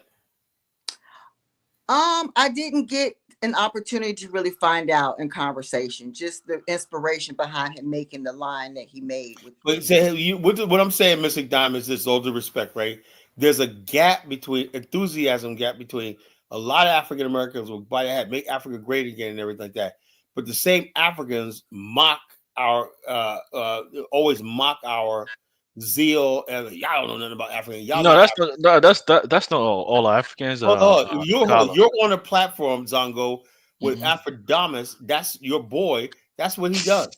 You know, so don't care. Now I got you cornered. Don't say you're not weasel your way out of this shit. You know. But my question has never been answered by Mystic Dime. Could you tell us where that hat, the material and everything, is made? Where? More than likely, the USA. I doubt it. Seriously. He embroidered it. I mean, he made it. Now I'm talking about the material. If you turn that hat over, you can take it. You can get off the camera for a minute. If you turn that hat off, take that hat off, and tell us exactly where was that hat made. Most probably an Asian country. Would you let her speak, please, sir? So looks like he was 5 steps ahead of you. It doesn't say. It looks like it's all American made. Yeah, it doesn't say. If it was American made, it would have said American made. Well, right? It doesn't say China or India. More than likely, it was made in China, Malaysia, or one of those places. What is your overall point? What is your overall point? Excuse me, I'll make my point. If you give me a chance, I'll go relax, man. Calm down. I used to, back in the 90s, I used to sell T-shirts, like positive T-shirts about Africa and stuff. You know, my daughter was young, and I was supplementing my income. Story and time. I used to. Excuse me. See how you can't be respectful at no time? Just be respectful, Chuku. I haven't said one thing against you. I'm talking to the sister. Show some impulse control. Okay? Thank you. I hope you learned that from white people. Impulse control. Go ahead. Okay? Thank you. So when I used to buy this material, I soon realized that the people who were selling it were Korean, and that the people who own all of the designs, okay, were European Jews. And so we had titles like Educate Your Own Black Children and all kind of positive and uplifting things. Mm-hmm. But the reality is Africa can't be great again because Africa hasn't been great in more than a millennia, right? And so it was great for people like Chuku's family that sold your ancestors into slavery, right? It was great for them, but it wasn't great for the people who are the descendants of the slave trade. And the way Kala said, the way that Kala said, the way you don't want to deal with that, right? So you don't think Mystic Dime knows that? You don't think she knows that? Well, I didn't say she didn't know it, but you see, we have this mental illness Kala talked about last night called Pan-Africanism. And with this mental illness, we believe all types of things to be true that just aren't true. And so continental Africans play on our belief in this fictional Wakanda, right? And where Africa was great. Yeah, and then at the same time, you get people like Chuku and others like Zongo who'll tell you how great it was that their grandparents were slave traders and so your ancestors. So when Kala asks you to make Africa great again, the Africans should be making Africa great again. Why do they need us? The truth is they don't need us. They want to finesse us. Yeah, That's the I heard reality of African Africa. brag about to a white guy on his panel one time talk about his ancestors were slave trade was just a business. I heard him say that, and I was like, man, that's blasphemy. Right? Then again, I said to myself, that's when I knew, right, that there's a difference between those who you heard what I said earlier, Bill. I said there's a difference between those who came through the Maya for the Holocaust, the transatlantic slave trade, and those who never came. We're two different All people. of us were enslaved, Kala. All of us were. No, we're not. You were not enslaved. You still call us slaves. You get on this platform and call us slaves. You were not uprooted from the continent. We lost everything. You understand that? When you lose your land, you lose everything. We was uprooted from the continent, right? Transported to a new land and everything like that. So basically, we're saying, justice would be the people on our analysts say, it's time to bring those people back home. Let's prepare a table for them. Let them have a state or whatever, a territory of their own where they could pull themselves up and when they live with dignity. We shouldn't have to want to rule it. And I said earlier tonight, I said, look, I don't accept that. That's why this war in Sudan, South Sudan, lasted so long.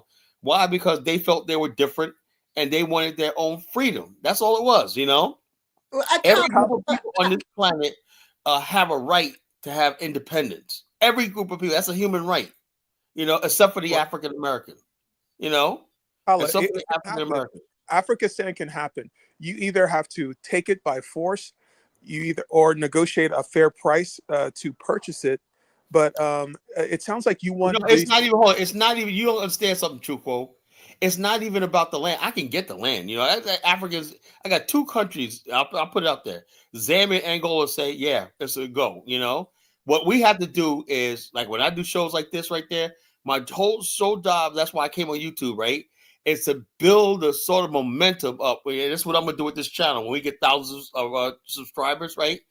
Build the momentum up where people are talking about the Africans. They're making their own apps, just like the Zionist movement. The Zionist movement was like 25 years in the making before it even touched Israel. It's got to become alive here now in our heart, in our soul, in our spirit, Then the land is nothing. That's the easy part. But you need capital for infrastructure. We have that. Black America has. The Zionist movement is not a good example. There's wars going on. People trying to destroy them. They're propped up by the United States. So it's not a total success story. Israel defeated all those Arabs and whatnot, and despite everything you say, they still exist. And Tel Aviv and Israel is a freaking beautiful country. How they was able to do that under warfare with no trade with their neighbors and everything, and they support. They got their own stock exchange. It's the most modern country in the Middle East, And the reason why they do that is because they got Jews from all over the world that support them, And so the bottom line, we could do the same freaking thing, Colin, have you done any research? Yes, I've done my research. Let me finish. Have you done any research to really understand why ideologies like Pan-Africanism was very influential? Can we fit? Oh my God! Well, let me say this before you get started. I am not a Pan-Africanist. I only use Pan-Africanism as a means to build for my Afrikstan. And then I thought that we're all talking Pan-Africanism. Africans are coming here. We support y'all. I support the Liberians that basically back in the days they were going to get deported in Minnesota with the deferred departure thing. I supported Elvis's black ass, And the bottom line is, back in the day, I was all like, these are Donald Payne. I'm a citizen, Color. I'm not on TPS. I think the issue. Anyway, Congressman Donald Payne, right? I supported him because he was very big in supporting the Liberian community back in the day. That was my contribution to Pan-Africanism. You're black, I want to support you, But I'm saying, even if we don't have the land and everything like that, the fact that I get attacked for even basically trying to incubate the idea. You haven't thought it through, Kala. Why is there create so much hostility from Africans? I don't understand. Because there has to be, because if you have ideas you have to bring it on the public platform for people Look, to challenge that idea, whether it's rather practical or not. I wrote many blogs about it. I got a social Because network site. now it's just an idea. Nobody has Yeah, to it's now. like- Colin, how can you not expect to get pushback from Africans when you consistently talk shit about Africans? Yeah, because nobody really knows if this idea is going to be a practical reality. Well, then Come that's on, up to us. That's up to us. well, that's up to the people that you're promoting this idea to, Hey, to look. judge and criticize this idea. I would guarantee you, all I need is like $500 bills, and I can pull this off. And that's what I'm asking. That have I you don't need studied? everybody. Wait, let me All I need finish. is a few And that's people. what I'm asking. Have you studied other ideologies like Pan Africanism? Because in I the don't past, need wait, it. let me It finish. serves no Can you purpose. allow me to finish? Because at a time when it was very, gained a lot of popularity was because of oppressed. I'm So not. it had a lot of popularity. But then when those people like All right. Nkrumah Let me let me tell you finish. something. No, Kyler, let let me me tell you something. finish. Let me make it like No, finish. no, you let me finish. Let me finish. Stop you right there. One, I don't come from oppression. I come from Black middle America, right? And most of the BAL people don't come from poverty and oppression. That was not what the BAL was about. It was simple fact that we say that it's time for us to have a nation of our own. It had nothing to do with racism. It had nothing to do with poverty. It had nothing to do with none of that. The traditional Pan-African Are movement. you ready to administer a nation? Are you ready to field a Yeah, military? we are. Yeah, we are. Kyler doesn't even allow people to talk. And I was saying that No, he's not. No, he's not. Dictatorship. It's gonna be a dictatorship. Okay, What's up, Jonathan? Jonathan, you up there? What's up, man? Colin, What's up with L? Colin, I put in the private chat. Like I said tonight, if people don't agree with the idea, then I would just kindly remove you from the platform. That's the point I'm at right now. So I agree with the idea wholeheartedly, Colin. Colin, I put in the back Liar. Chat. Excuse me, Jonathan. I put in the back chat. This is a YouTube channel. What the white South Africans are doing? They've declared themselves a tribe. Could you play a few minutes of that? I saw that. I saw Man, that. I brought a link about tariffs so we can have a very insightful conversation about it. Man, please. But you guys don't want to hold a very because it's not about tariffs. We know it's not about tariffs. Oh my goodness, Lord! Really? You're trying to sound intellectual, but you're not, man. Come on, stop. You're trying to sound intellectual. I appreciate it. But I'm just trying to say, I want to have a. Can we have a different? The show is not about tariffs. What's that got to do with the topic? Zongo don't want to put tariffs on his blunts. That's why he want to talk about it. But how will you deal with hostile neighbors, Kala? How are you gonna have negotiations? Military for it, jackass. What do you think? Okay. Are you really go, man? If I can, let me give it one more try. If I could just give it one more try. Yes, sis. Go ahead. To get all of the men from America. We don't need all the men. I never said that. Listen, Colin. Man, can you allow it to talk? If I could just get all of the men here that are residents in America to understand where I'm coming from right now and the energy that I'm feeling with this hat and the times that we're in and this MAGA energy, right? Mm-hmm. What I'm trying to say to you is that the frustration that you feel right now for not having a homeland and the frustration that you see that it creates in terms of you building the Black community in the future. I'm saying that the same pride that uneducated country bumpkins in the hick towns of Alabama, the pride they feel for being the white man and the fact that they have that history of being the white man in this country, we too have that same history, though not as perverted and necessarily, but nonetheless, we have our own history as well back in Africa. It's about finding where the greatness exists and connecting to that to galvanize yourself to create. That's what the energy is about. It's about seeing you have just as much pride as the white country hit. Well, make African Americans great again. You do. That's what we're gonna do. Forget about Africa right now. Africa to have pride. Make African Americans proud again. Make us great again. But we come from somewhere, dollar bill. But while we were here, we worry about where we are right now. Where we are, Hispanics came from somewhere too, didn't they? But they're not the same people anymore. the Indians came from Mystic the Indians. Diamond. Excuse me, I'm talking. Don't let this bozo Okay, dissuade you know, from because like, Africans your want to keep energy. one You up know. on us.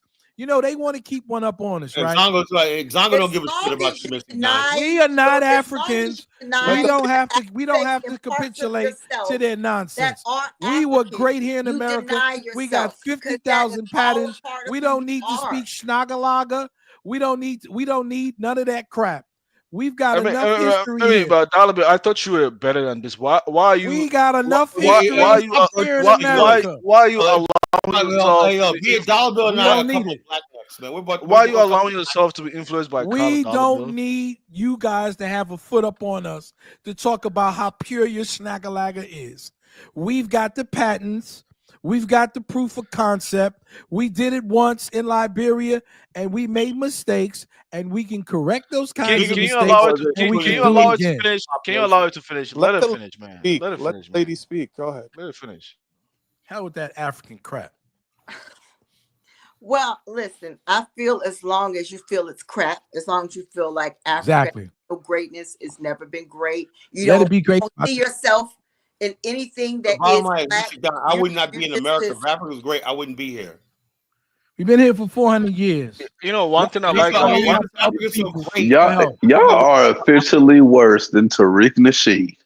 Good. Even he says great things about Africa. Well, I agree with you, Jonathan. Dollar Bill just off. I don't know what's going on with Dollar Bill, man. Africans talk about Africa.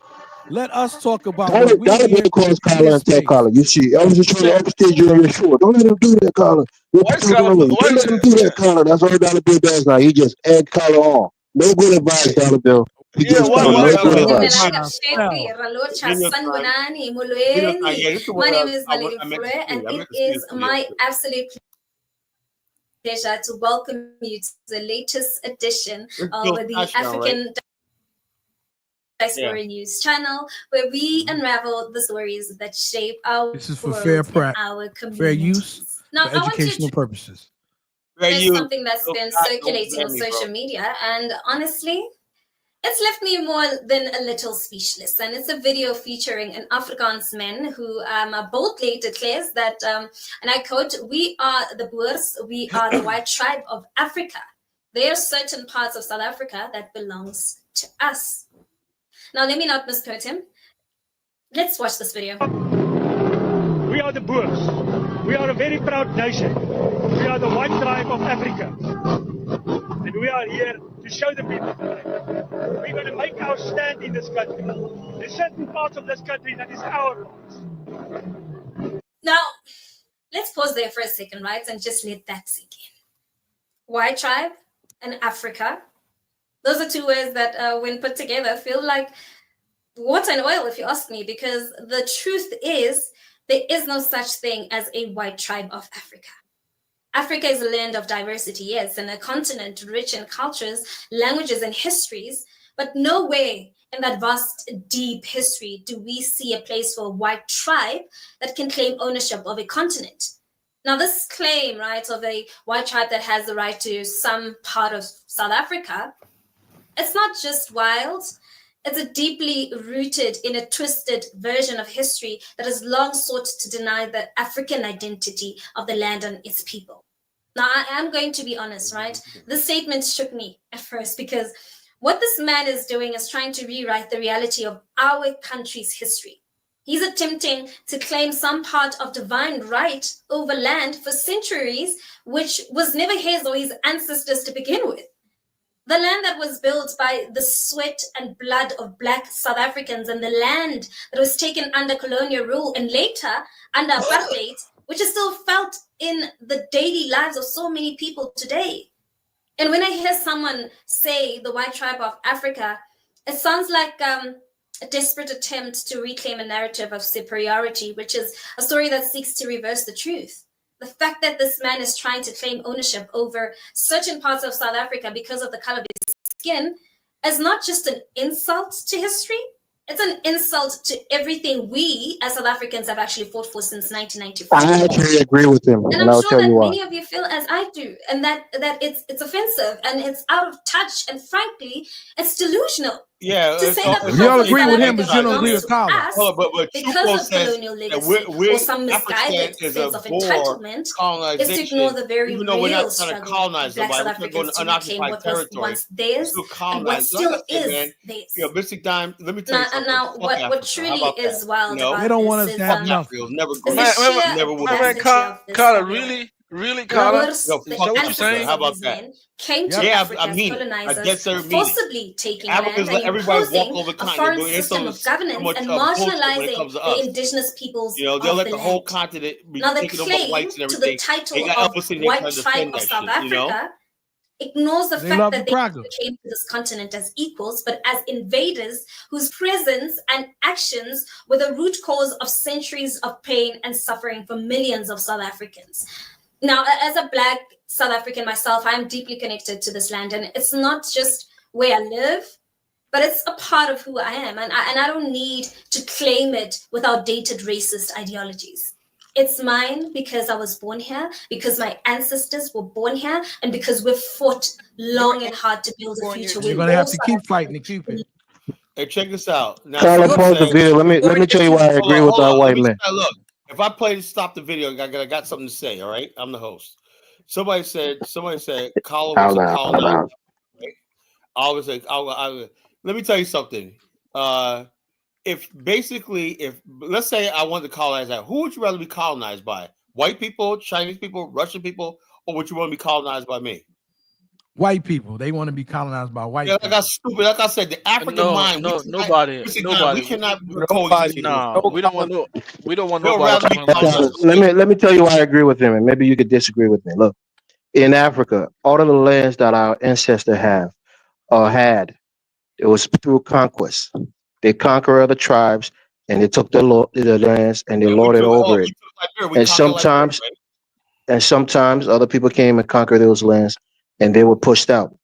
What I'm going to say here is not that I agree, but these are white people, the Boers who came from Europe, went into certain areas in South Africa, conquered the land, subjugated the people that lived on the land, and they've been living it for hundreds of years. So they didn't leave. There's not a lot of white people. The Boers keep themselves a racial hierarchy. They never assimilated, mixed with the Africans, whatever. They keep themselves as distinct. That's the difference between white people and other races of people. And they created a buffer class, right? But the bottom line is still black. That's what Paul Kagame said. Paul Kagame said, "Who no matter what we go through, we're still black." So think back to the Moors, Colin. Think back to the Black Moors, as they call them, that went to Spain and took over Spain for over 700 years and ruled there until they got pushed out by the Berbers and Bedouins. Some of them are black, but I'm just telling you that a group of people can come from another. A group of people can come from another continent, go into another continent, take the land and rule over those people for a long time. Americo-Liberians and the Congo people, how they didn't share anything. I can't believe that you support something like this. Did you hear what I said? I first of all, I said I don't support it, but I'm telling you why I agree with it, because land, the way you conquer, the way you get land is you conquer the land, and if you can sustain the land and hold that land, it's your land. Right now, we got tension in Liberia. We got tension with Guinea right now. We might go to war with Guinea over some stuff that happened in the country. Some guy got killed who was trying to overthrow the Guinean government in Liberia. So there's tension. If Guinea really wants to take that land from us in Liberia, they have a way bigger military. They have a way bigger population. Then they can come in there. Right? They can come. Hold on. I'm not talking about that. I'm just talking about what's going on right now. They can come in there and take that land. Can we fight them? Can we push them back? Of course not. That's how it was during the ancient days. Empires were conquered and empires became conquered. So that's how it was in I Africa. agree. That's how it is now. Elvis, I just want you to know that war is going to take place.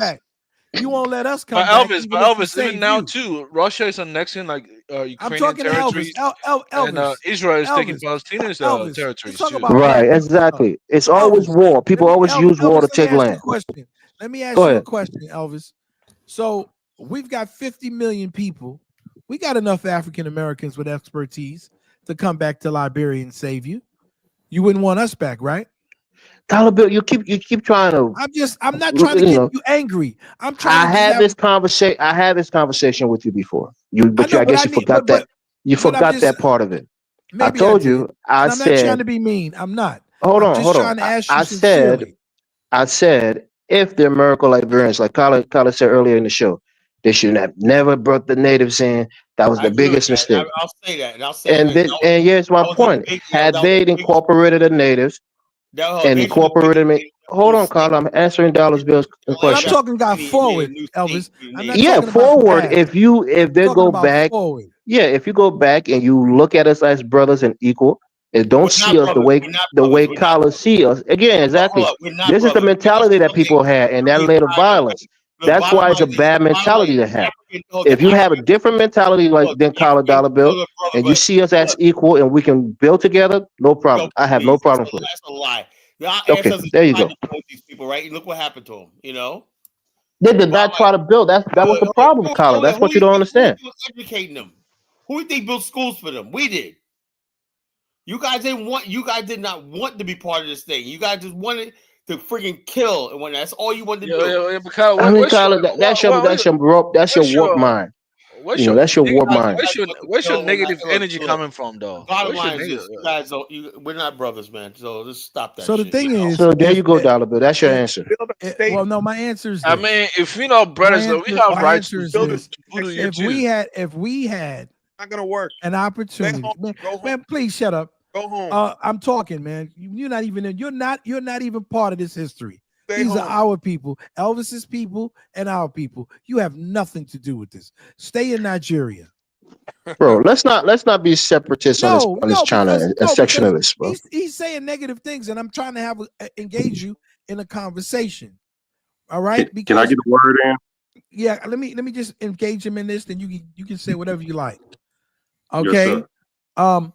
I'm basically saying if that becomes the case, and there's a call to African Americans to come back to help you in this war, right?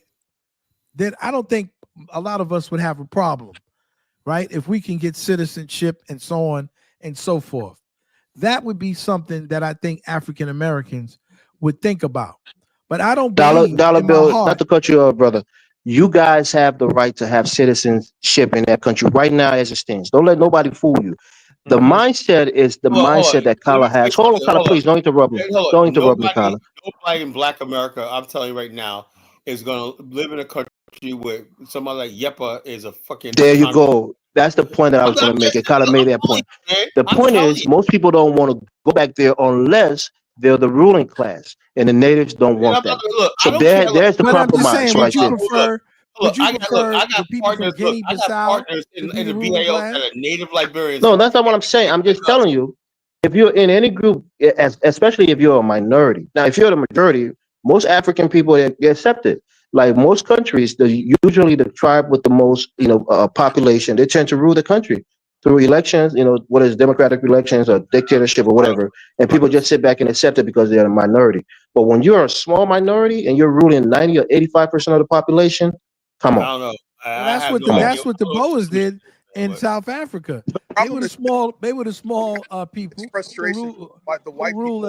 who rule that land for many years. You want to transfer all your hatred for white people onto Africans. Man, shut up, man. Somebody mute this fool. Let the other brother who was nice and gracious speak. Issa, you want to say something? Yeah, he was nice and gracious. Hey, guys, let my brother Chuku speak. Yeah. No, man, how with Chuku? F Chuku. No, that's true. Let's let Chuku speak. He's been on the panel for the longest. The other guy just came on. Chuku's been on before him. He hadn't had a chance to speak. Let Chuku speak first. Was nice and polite. Give that brother an opportunity. You've been going on for quite a while. Man, go to Africa, dumbass nigga.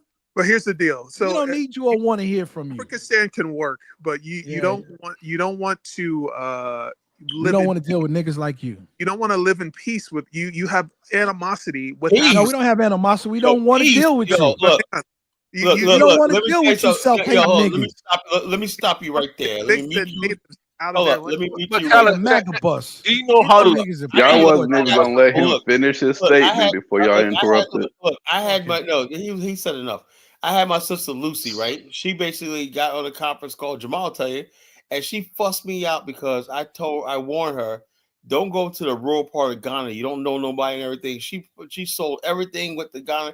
Hooked up some dusty ass Canadian. When I ended up sleeping with her fucking daughter, and when the people over there, she had a business, a farm, that's going on good right now.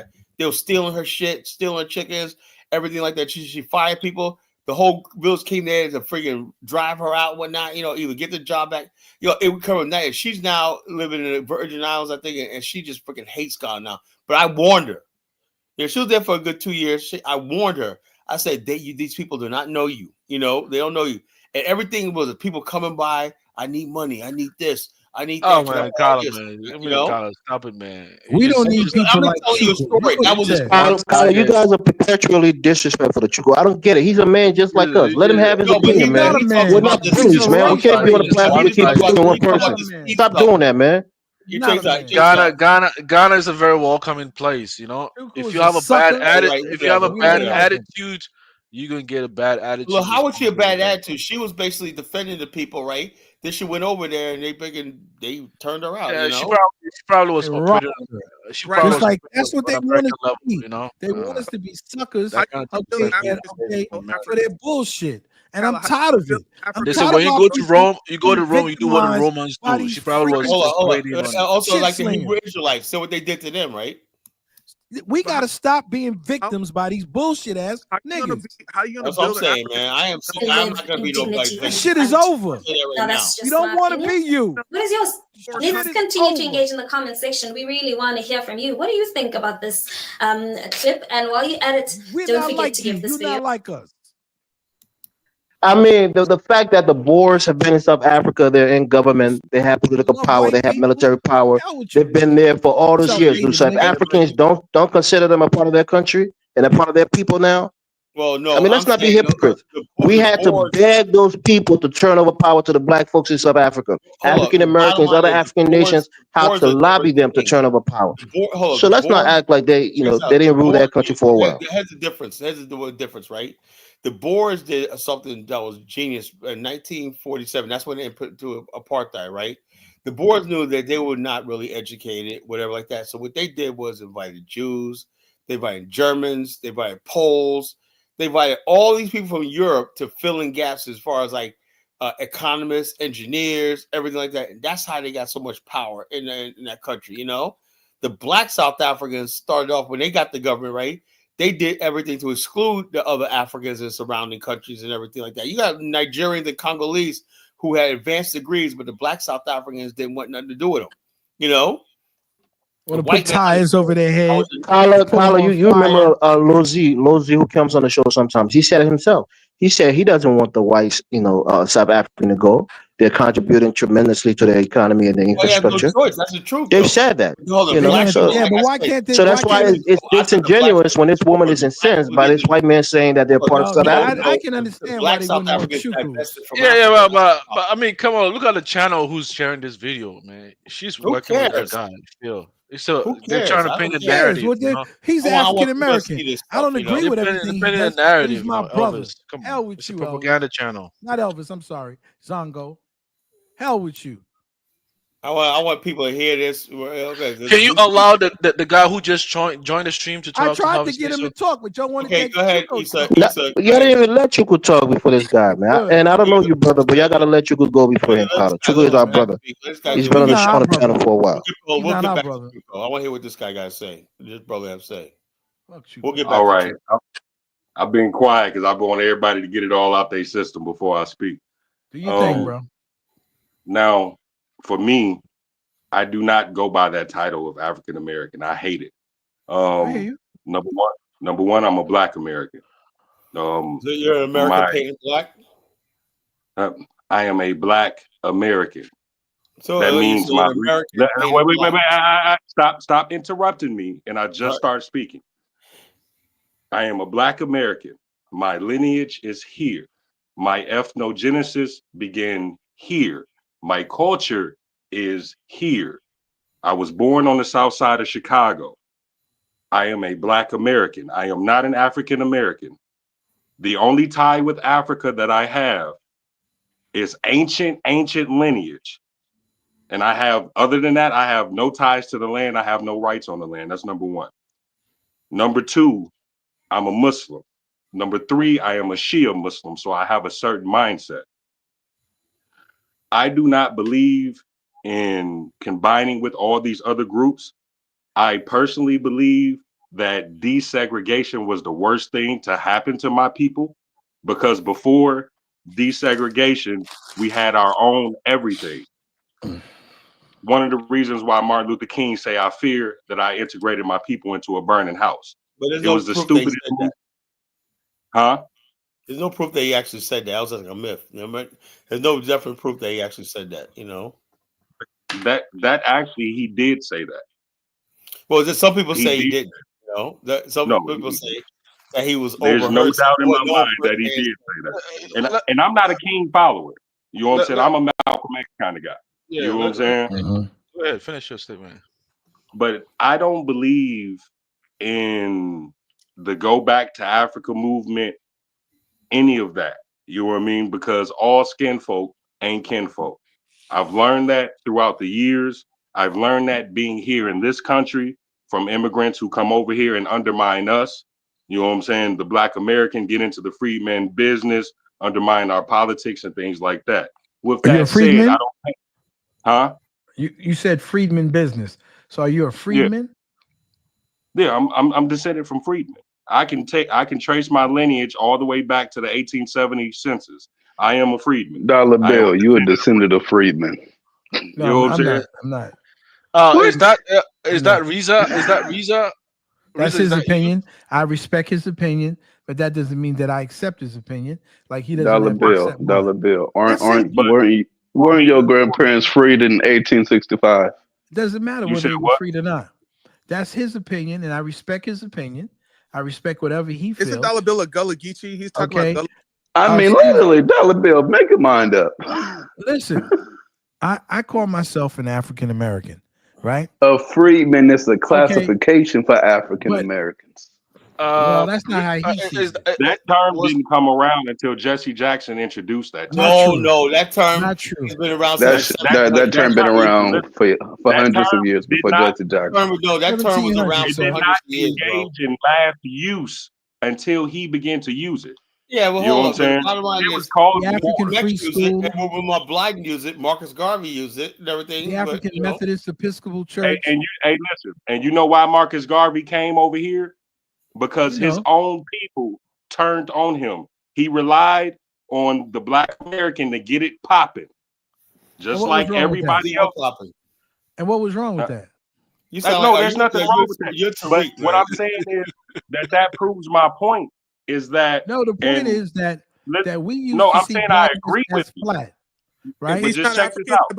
I believe him. I agree with you on not being a Pan-African because of that. Yes. Because I it just is don't call always myself been a Black American, because if you look at the word black describes a noun, right?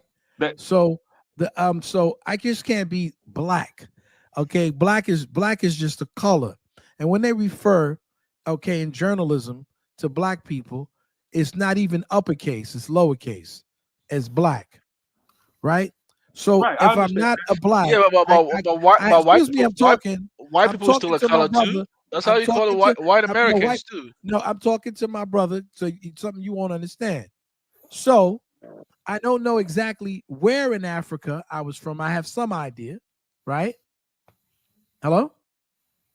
Yeah, I'm still here? Go ahead. Okay. And so I make reference to the point that I come from Africa, not that I have anything from left in Africa, but there are some things that I did bring especially in my particular culture. I don't know if you're from Chicago, more than likely your family came from Alabama, right? Before they went to Chicago. My family came from Mississippi and South Carolina. Mississippi. And now if you came from South Carolina, you're more than likely, like me and Kala, you have some Gullah Geechee in you, right? So if you have Gullah Geechee in you, there's specific things that we have taken from Africa, that is our culture. So you're a Gullah Geechee freedman? Okay, I didn't say nothing about freedmen, sir. Hold on. Number one, the number one thing that I classify myself as is Zanji, and there's a reason for that. I don't know what that is. You educate me on what Zanji is. Okay.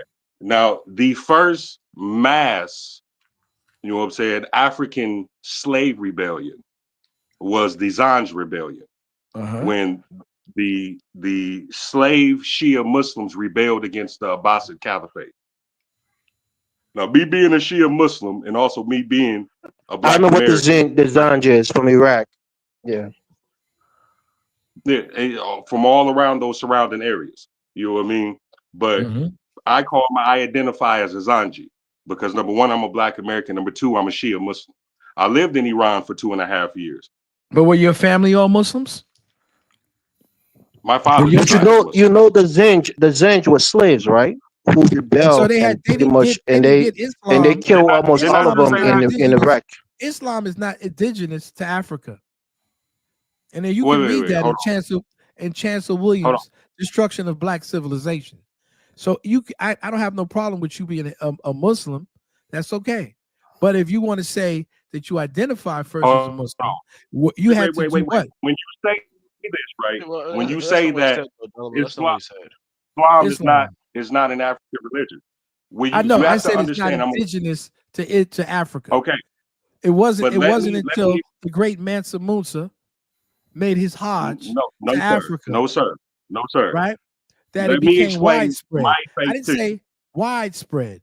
Now, there are other parts, if I go into Chancellor Williams' book, that will tell you about the caliphs and the Arab slave trade that was over 1,000 years old. Sir, before you even go into this. Let's still go there. That's what he's talking about. Wait. Before you go into this, number one, I told you, I am a Shia Muslim. Okay. Yes, sir. Number two, the Arab slave trade. Wait, because you're not going to explain my religion to me. The Arab slave trade was exclusively Sunni. I'm not a Sunni Muslim. Number two, I don't think that's a fact. That the Shia came from the Sunni, from Ali. So why are you saying it like? No. I mean, stop. Will you stop? Will you don't stop? understand I know that. Everybody stop, because you're trying to define my faith to me that I've studied for the last. This is not about faith. This is about the trans-Saharan slave trade. Hey guys, I'm a Muslim myself, and I understand that he has a point. I mean, he's on the right track. Number two, the Shia Muslims. Okay, there is 12 men who we call the 12 Imams, who for us have the ultimate say on all religious matters. Now, half of the 12 Imams were African. Yeah, but where did they get Islam from? So Hassan, Hussein, Ali. Where did the 12 get Islam from? What is it? There's too many people talking.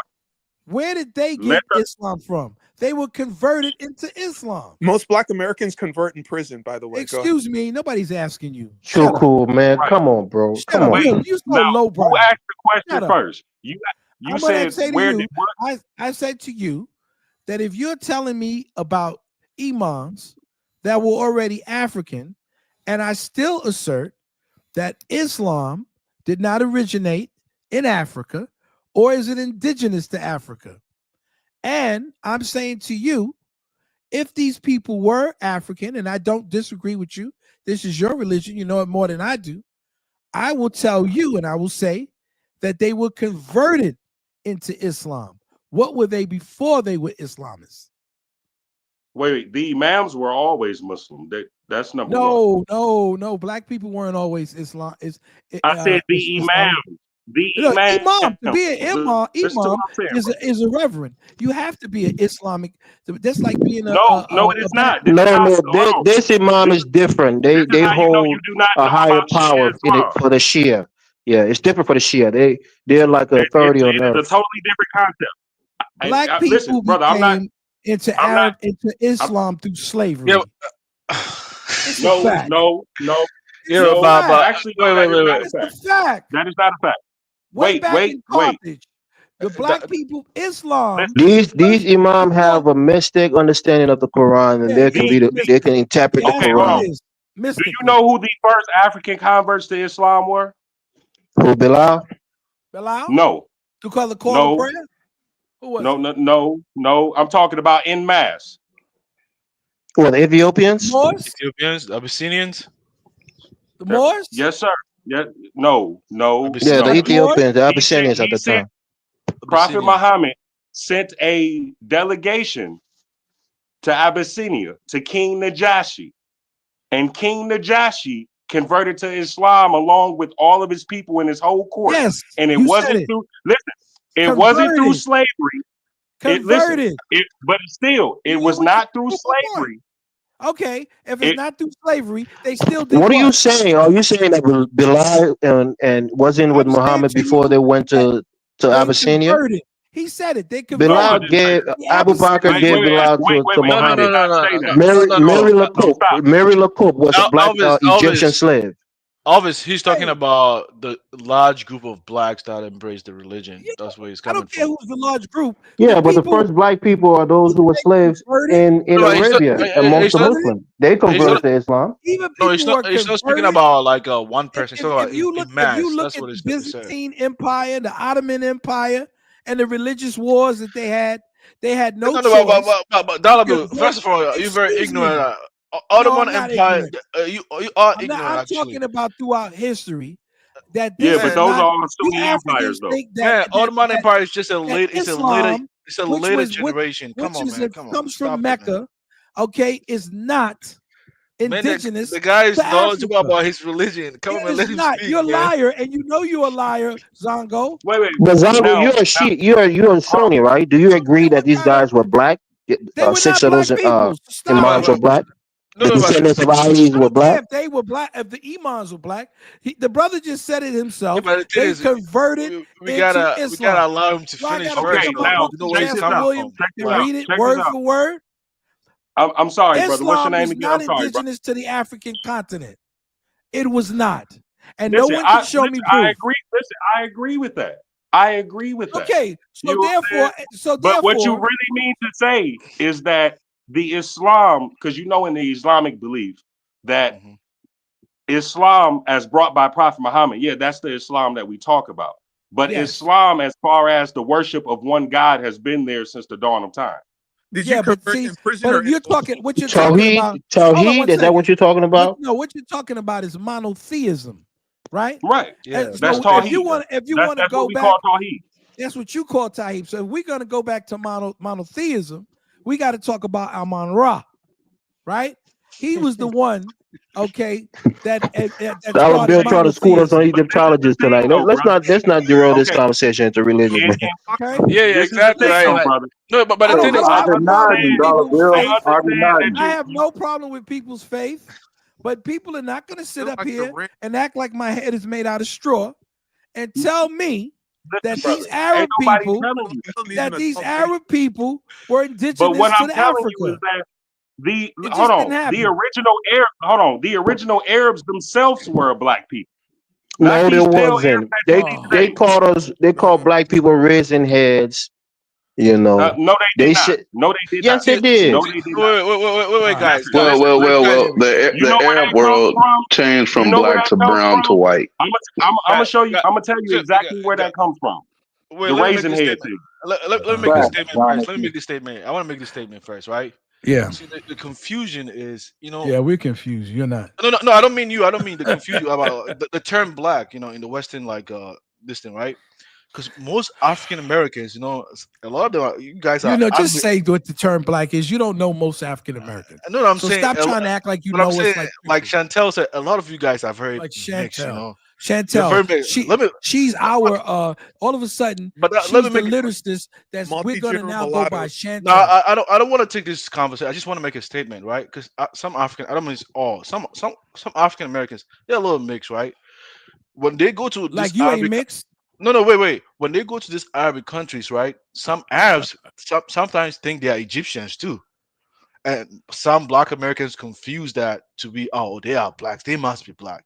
But they are not African black. But maybe you guys are. They're not African black, right? Yeah, of course. That's what I'm trying to say. So you're trying to say they're not sub-Saharan black? The Sabians, right? The Sabians. This So that's The you're the saying that, Sabians. so that means that if they're that's the not confusion sub-Saharan that black, some they're African not Americans black, bring. right? Because What you mean to say? whenever they go to study in Saudi Arabia, some people tell them, oh man, they must be Egyptian, they might be Yemeni. They always There find are some other Arabic people other countries. than Egyptians. They're Nubians that are black. Do you know that? Now I'm telling you about current reality. I'm not speaking No. about Do past. you Come on, know man. that they're Look at Nubians man. that are Hey, black? can you let the guy go, man? I don't want to argue Nah, about because this you don't, nonsense. because you can't fool me with your bullshit. Can you at least Okay. not talk about religion? I just We want to can go dispel past one thing religion. real quick. I mean, The damn. Because reality is this. Hold on one Let's second. let's The change reality the is this. conversation, man. The Hey, reality. Riza, Shut is up. that Shut you? up. Shut up. Riza, is that you talking, Riza? Let him talk, man. You're not running the Who is show. reason? This is Oh, okay, Colin's that's show. not you. Okay, that's not Riza. All I don't right. want to talk about religion, No, my John. name is Issa, brother. But Issa, what's your name? Issa. Issa, man. Nice to meet you. I have no disrespect towards your So that's religion. supposed to be But I Jesus, huh? Your just name want is to say Isa. one thing real quick because I Yes, seen a whole sir. bunch of comments in the chat. I You see how I understand go that a lot talking of brothers. shit, calling me a queen? See, then when I talk about his mama or something, y'all Dollar gonna say I'm Bill, you gotta foul. relax. Let the Listen, new brother. brother I'm not talk on here the to talk platform. about disrespectfully about nobody's parents or none of that. No, I'm just saying he's I'm calling just me a saying. queen. I just want I'll to be a queen with your relate wife, to you something in punk the chat. ass. I understand that a lot of people convert to Islam in jail, but sometimes people need to stop assuming. You know what I'm That's saying? that punk, Because man. listen, I converted to Man. Islam as a 12-year-old out of my own free will. I have always been interested in religion and in Yes, faith. sir. As a 12-year-old, I had every religious book I can get my Your father's hands a on. queen, Chuku. You know what I'm saying? From the Zenda Vista or the Zoroastrians to the books on Jainism to Buddhism, both forms of Buddhism to Judaism. I had every single religious book that you can think of because that's always piqued my interest, even as a preteen. You got the Bible? And That's the only book you need, bro. Find Now, Jesus. everybody has the right to be. no, sir, Don't do no, sir, that. Don't no, do sir. that. Don't do Please that. don't Everyone try to has the subscribe right. that on me. Everybody, Listen, Elvis, come on, y'all. Come on, y'all. Elvis Get along. Elvis Get is a along. religious fanatic, Elvis. That's my But issue I with mean, Elvis. but this is the thing. Most people Your don't daddy really need to be in the study. old folks' home, Chuku. You know what I'm saying? Like most people, at best, have a layman's Crackhead knowledge. mama. At best, most people do. You know what I'm saying? And that's with any religion. There's nothing Most wrong people with have a knowledge, layman's brother. knowledge. There's nothing All wrong right. with All learning right. and knowledge. Back to And if you have Afristan. if you have a Yeah, discipline, hey guys, if you man, have shut Damn. up. back I'm to talking. Afrikstan, Shut man. up. Go back to Shut up. Afristan. If you Nobody have, I'm want to hear talking to this the brother, man. conversation. Well, then just don't It's listen. not about religion now. I'm Wasn't not it the talking. great Malcolm X? The great Malcolm X said that we talk about religion, we'll be talking about it for a long Man, time. Cut Malcolm it X is out. just it's not no great Damn, man. learn Come on, something from stop your it. leaders, damn it. Hey, excuse me. Hold on. Did you just say Malcolm X wasn't a great man? Man, Who said Zongo, that? you didn't say that. he's an ordinary leader, just like Oh, you see what I'm saying? who Hey, gets Zongo, you is about an to get asshole. Zongo, you about to get shot up. Let me tell you something. Malcolm, to me, and this is one of the reasons why I have his chain around my neck now with a picture of him, was the greatest black leader. And this is the reason why I say that. Malcolm, number one, never compromised. Once he changed his life, he never compromised. The FBI even said he would never compromise, even after he got into it with Elijah Muhammad. And the FBI was trying to get him to turn on Elijah Muhammad. He said, man, just because we have a disagreement, I'm not finna work with y'all. You guys are the real enemy. You know what I'm saying? And I'm sorry, when you put your life on the line and you die for your people, you have a status that very few can touch. The man smiled at the I people wish you when were they here, whipped the Chuku, so I could shotgun fuck out on him. you He up, smiled at bitch ass nigga. them. I'll So beat your little this is fucking my thing. Ebo ass. Malcolm was killed. Malcolm was killed because he had a powerful voice. He was going to do something that had never been done. He was on his Your way father's a to present bastard, the and your Black mother's a crack American whore. case in front of the United Nations. Hey, How Dollar about Bill, that? can you do me one favor, brother? Yeah. Stop trying to respond to Chuko. I'm about to kick him out of the thing. No, here, but because he keeps saying all kind of I know, ridiculous but stuff, telling me I got bastardized. But Donald, I think you're derailing the conversation tonight. Donald. Shut up. I want to hear what this brother have to say, and I'm Let gonna the move man on speak, to the Dollar thing. Bill. Let the man You're speak. talking Though. about Chuko, Shut up, man. Chuko. Killing me. I'll slap you. Listen, Malcolm is next to none. Malcolm was going over meeting with the Ayatollah in Iran. He was going over in Africa getting things popping. You know what I'm saying? He was a problem. He was really the reason why the CIA said, listen, we have to prevent the rise of a black messiah. So, but you say Malcolm is a regular dude? Who was that messiah? Who was that? Don't start. See, you're going to allow him to start. You don't know history. You don't know history. Brother, you can't talk to him. He's stupid. You can't. He's the typical reason why you can't get certain I understand that, but I'm going to explain to his mind. The head of the CIA, J. Edgar Hoover, well, not CIA, the FBI, J. Edgar Hoover said that he wanted to prevent the rise of a black messiah. You know what I'm saying? Because it's black Americans, or if you want to call them African Americans, whatever you want to call them. But it is us here that get things shaken around the world. If you don't believe it, look at all the civil rights movement and everything that happened here. It wouldn't even be no immigrants in America if black Americans didn't get that civil rights bill and them immigration laws changed. South Africa would still be under apartheid. It was black Americans that drew attention to it. All of our famous singers, we drew attention to it. That is the reason why black Americans are such a problem, because we know white supremacy and we know not to trust it under any circumstances. Everybody else still want to be buddy and end up, huh? Can I ask you a question? I don't mean to interrupt. Because we agree with you. Go ahead, bro. We have no disagreement with you on that respect. Our only thing is that the reason that we say African American is because we want to distinguish ourselves, okay, from other people, to know that we do have a connection to Africa, right?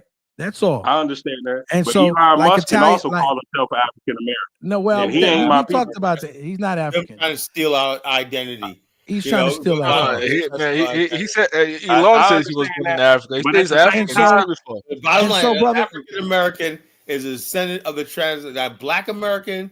Like, people are now, there's an incident going on in South Korea with this guy named Johnny Somali, right? Johnny Somali is a Somali boy born in America. And he goes around the world doing ticker videos, insulting people and stuff like that. In Japan, he made a girl cry, everything like that. And Japan said, you know, he's being labeled internationally as a black American, but he's not black. He's Somali, you know. And so the bottom line, he's black from America. He's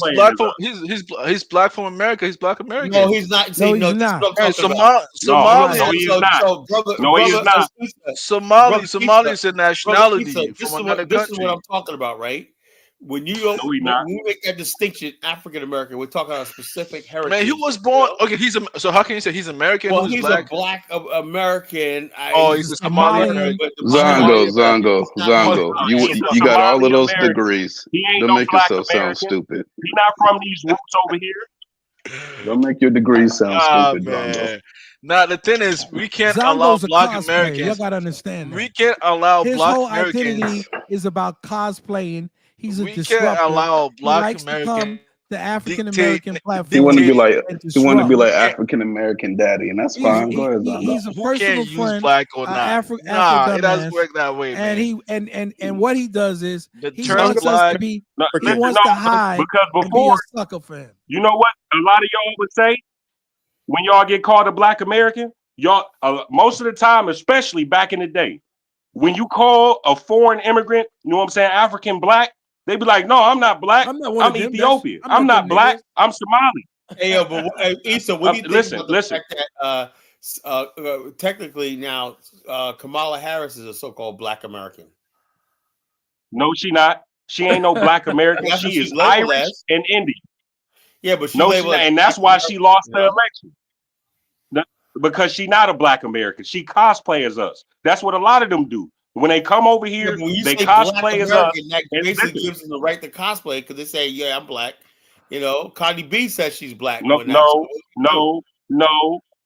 because that term black American, they never used to accept. You call Cardi B your sister, man.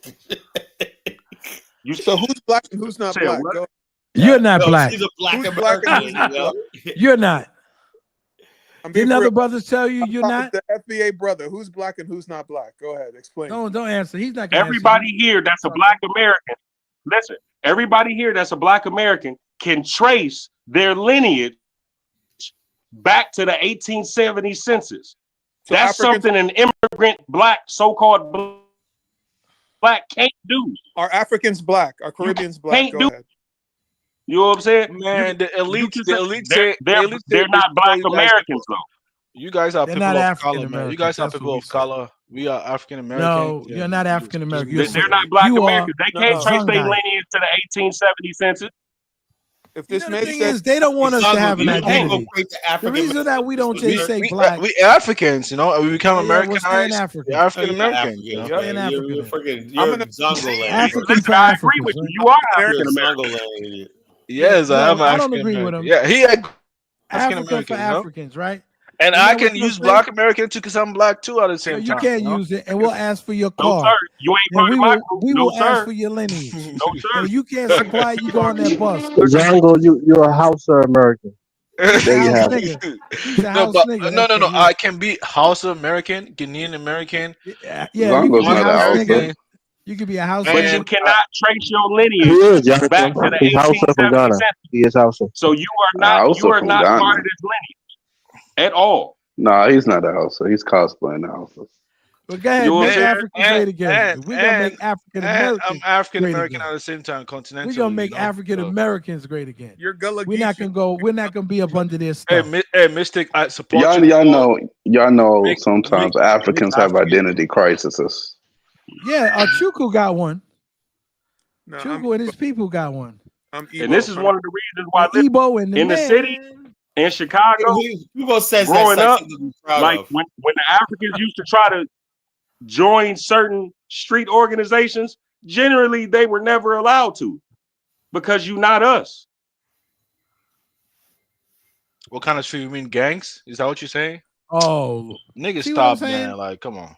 You see this fool? This is Zongo's Hey, a listen, disruptor. but see, this is the thing about Yeah, that though. gangs. Most of, especially in Ain't Chicago, no African trying to most of join most no of the gang. Come on, stop it. most We got a of the Ghanaian gang so-called member right gangs, here in the Bronx, Naya Benz. Hey, shut up. most of the It ain't I'm Naya, just it's talking Nay. about Nate Shut up, Benz. it's Midwest Nay. Chicago.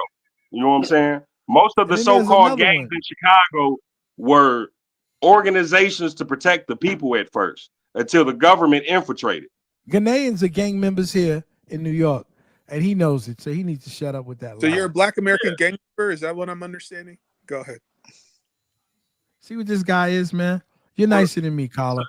I would mean, never have this I grew sucker up on in my Chicago platform. on the South Side in the Robert Taylor homes. You know what I'm saying? Brother, you What do you can't think? explain it to this fool. He doesn't understand. They're understand that. He's disruptors. an outsider. Listen. Chuku grew up How in a can you use Catholic street school. organization? You know to all bring them you Catholic Being boys fiddled by been little touched. Catholic boys, being fiddled by the priests. What He's Chuku an said altar earlier boy. that most Muslims, become Man, Muslim, they ain't no convert in African in prison. Chicago. Ain't no It made African in sense to me Chicago that trying to join no most, street organization in Catholic Chicago. schoolboys get No. touched on. So, Yeah, you was give a little Chuku a altar break. boy to the reverend, to the Give Monsignor. Chuku a break. He's been traumatized. I'm gonna give you a break. He was bent over in Africa. Then he came to a little school where he could get bent over here. Damn, they trafficked the boy, man. Fuck. I hope they use something for you, man. Trying to say some Africans wanted to join some street organization in Chicago. Ain't nobody trying to Sir, join the sir, gang. Man, sir, nigga, stop they- lying, they- man. listen, let me Man, tell you something. They were never Africans allowed. try to join everything else that they're not a part of. They go to Saudi Arabia, they join the now gangs you calling there. yourself why- They go African to American. they go you got y'all go so many everywhere and join the gangs. claiming that they Crips and Bloods. Like, when What's the that fuck OG did guy? y'all ever What's his become name? Crips and Bloods? What's that dude out there in California? OG something that's singing out there. OG He's a Percy, Crip. OG Percy. Yeah, he's an African. Man, he's African American. What you mean? Hold He's on, African? Zongo. Hold on, Zongo. How you know? How you know You're a him already? liar. OG, he's Zongo, you got a Crip flag in your You're a back liar. pocket. No, I Yes, seen he's on a No liar. Jumper on Everybody's the lying. Jumper channel. Liar. Zongo, you a liar. liar. You got a Crip flag. Stop That kidding. OG guy is a Crip. And he's an African. What are you talking about? They don't Zongo's want a to join Crip. us. Now I know. Zongo claim Athens Park Bloods. You told me that. You know what I'm saying? He's a liar. You know, if y'all could, you'll join the Ku Klux Klan. Nah, man. If I wanted to join a gang, I'll probably be a GD or a BD. Yeah, you probably be a Ku Klux Klan member if you Sir, got the sir, sheet, no, you would a not, sheet sir. tighten over to go over your Listen, head. no, you would not, sir. Let me tell you something. Why? Because that favorite rapper King Von. Hold on 1 second, brother. No, you would not, sir. The Why BDs would not? never allow you to join, sir. Why not? You know what I'm saying? And I'm saying this because I am a BD from the city. You know what I'm But saying? Man, We I'm would not never joining no allow you to freaking join, BD. sir, I'm because joining you're not BD, black man. to us. I'm my joining He's gonna. BD, He man. is I ain't gonna. joining Oh, no King You're not David, black bro. to us. That's King not David. fair. Yeah, Zongo is good. You could join my game. Just to my I'm FBA joining I got BD, you. man. I'm joining no freaking Bro, BD, listen, I man. think it's all Zongo's fun too and afraid to games join because the you're on gang. the internet. What? But bro, you Let's listen. not get gangsta You on could here. say Man, anything. man, You can't tell I've me been in anything. Chicago before, man. Shut up, man. I've been in Chicago You've been before. in my Chicago and You've been your outside of girlfriend, your wife Chicago, was I've Zongo. been in Sir, Southside. and you ain't I've go been in nowhere Southside. claiming nothing. Can the gang You Man, member, I've ain't been go in nowhere Southside of claiming nothing. Chicago. I the gang member got brother, can you please explain what I a got real members from the Anybody can gang, come you to know. Chicago. what's a, Anybody can okay? go. It's white How people I about that live go in to you guys Chicago Chicago. all be the All time. right, honest fellas. and start You I know, live speaking in about facts? this Southside of time I get a Chicago little before. I lived irritated, over man. there This before. Let's get conversation, back to where we belong. you know, you guys I save this thought for you were the a gutter. Muslim, man. You want to act like a gangster on the Save this for the internet, you know? gutter. Sir, You know, there is no acting like a gangster, sir. That is just the way I was raised, sir. you're a You real didn't nigga, see huh? me. Listen, you didn't You hear see me how this is? bang You on see how nobody or nothing. Zongo and Chuku Kyla, has made this a free for all? you gonna This is fix what your they want to platform, do. brother. You want to talk about the Afrikstan and these clowns, okay? Come on, Afghanistan Elvis wanted president. him to be Understand on. these real You niggas, sir. can't. We You real see niggas in Africa, sir. this idiot right here, Chuku, is nothing but he's an Leave my idiot boy Man, and a alone, Dollar disruptor. Bill. man, this I'm guy, tired of he him, doesn't man. know. He I doesn't wish Leave he know. my was in boy alone. prison He's been so I could touched now. Leave him slap alone. so I could slap the Ebo out of him. We don't do His that. Oh, I'm father wasting a lot of left him. time, man. Okay, so we got my don't I father want is to have not. an Is intelligent his father focus on my conversation father's tonight side of about you, this turned idiot. his topic, back on him. So and we're And talking these about people in everything the My that's chat, father's an like United engineer, States. people you in the idiot. chat, Okay, yeah, they funny. what They I have said, to do is I'm going to drop everybody down and bring everybody back up again. You know, I'm going to do that, and then I'm going to talk, and then you guys respond to what I say because we're getting off track. So I'm going to drop everybody down in the back chat, and then I'm going to bring everybody back up. You know, all right. Now everybody's gone. I'm just on. Please stick with me a little bit. I just want to say this: the purpose of the show tonight is I said that the vision for an Afrikstan. Before you have an Afrikstan, you have to have an identity. You know, my identity is, I'm not a Black American. I'm not anything like that. I'm an African American. My heritage, my story is the original African story of America. It's not a Black story in America. I'm not a Black American. The people called FBA in Black America or by the 1870 census want to continue a relationship with the United States and white America. That's what it is. They think that basically tethering themselves to white America is going to give them advantage and a special place in America's side. I'm willing to basically say that there's 50 million of us right now. It's time for us to become a nation. What a nation means is you define who you are, right? And then next thing you know, where's the nation will be? The next thing is to have a place where you could, like a soul needs a body, right? When you build this, get the soul of your nation, right? And the ideology and everything. That's why I said the Zionist movement took 25 years to develop the very soul of the Jewish Zionist state. The body was the second thing. You're born, you have a soul first, and then the God puts you in your mother's womb, and you have a body. So the bottom line is this: we have to have a soul first, and you cannot have a soul when you have people have different ideas. I'm this, I'm a Muslim, I'm a FBA, I'm like that. You have to agree on who exactly you are. What is your story? What's your common story? Our story was we're the children, the descendants of the Ma'afa, the Holocaust. Was enslaved in America, brought from Africa in bondage by force. That is our collective story. No other story will suffice. So when you have that common story, you basically have a kinship, right? And you have a future together, right?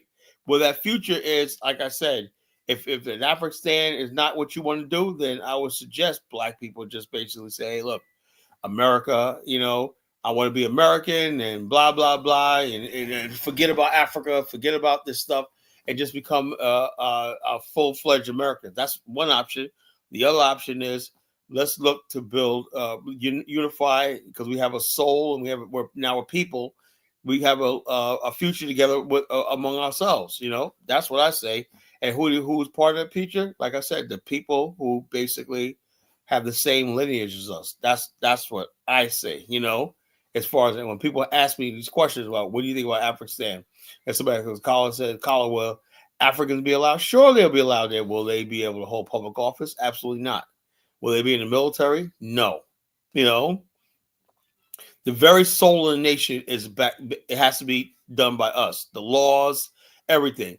Even when you look at the decorum and the theme of the nation, right? Who do you think you're going to see as far as like the street signs, the street names, the names of airports, the monuments, everything? That's going to come from us, our heritage. You're going to see the first ever Nat Turner memorial statue. You're going to see all these people that were in our history and were not being modified. So if somebody step off that plane, they come to this territory, they're going to see the Frederick Douglass International Airport, and places like that. That's what it means to have a nation, So therefore, now if you don't want a nation, hey, that's fine too. But if you basically like this, like I said, I see a lot of black people in America, right? When I talk about the Afrikstan, they think it's a joke, whatever like that. Look, the only joke is the man that doesn't have a land of a nation of his own. That's the only joke there is. If you don't think having a nation is serious or whatnot, I can't respect you as a man. That's the way I see it. If you think everything's cool, whatever like that, oh yeah, Colin had no Afrikstan, blah, blah. Hey, but you're talking about yourself. That means you don't have a nation. You're the only group of people in history that ever submitted to the will of another race of people. MAGA, Trump, they're living their dream. They got their country back. Everything's going to be good for them. They said Al Sharpton is planning a march, right? So we know what is this. It's futile. What the hell are you resisting? They won. They're going to rewrite America. They're going to kick all these immigrants out. They're going to completely make America great again in their image. You got no say over it. Just like everything else that goes on in America, you have no power. So how can you basically give the next generation and the future generation of black people a situation where they have no say so, no power? Because a black man in America is nothing but a bunch of fucking cowards. You want to be like this. Like, who said this? Richard Wright. Read Richard Wright.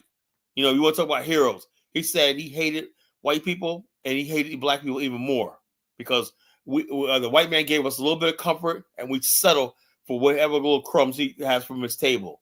That's what we have people right now. They settle for little crumbs they have one night instead of saying, where's my table? Where's God prepared the table for me in the presence of my enemies? That's what an Afrikstan is, God prepared the table before me in the presence of our enemies, That's what an Afrikstan is. That's what every black man that's a real man should dream about, to work for. And then this idea that one day we'll be free, we'll have a land and a nation of our own, we'll be unified in a culture and a land of our own and whatnot. That's what the goal should be. Anything less than that, it's just cowardice. Let me bring everybody back on. And now you can respond to what I just said, Absolutely, Kala. It's the thing that I tell a lot of people who are in the FBA and all of these ADOS people is that they don't have a plan.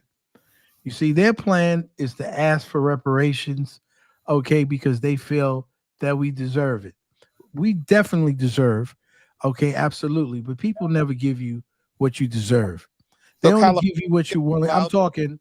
They only give you what you're willing to fight for, what you're willing to take, so you can become self-sufficient and independent. We can't become self-sufficient and independent, okay, unless we want to take our destinies in our own hands. So, Kala, are FBAs allowed in Afrikstan? Are you going to I don't know delineate? what the FBA is. I don't. People can't. I got like 20 different people who define what an FBA. I don't know what that is. It seems to me the FBA is something created on the internet for uneducated people and people who basically, me personally, this is my opinion. I could be wrong, right?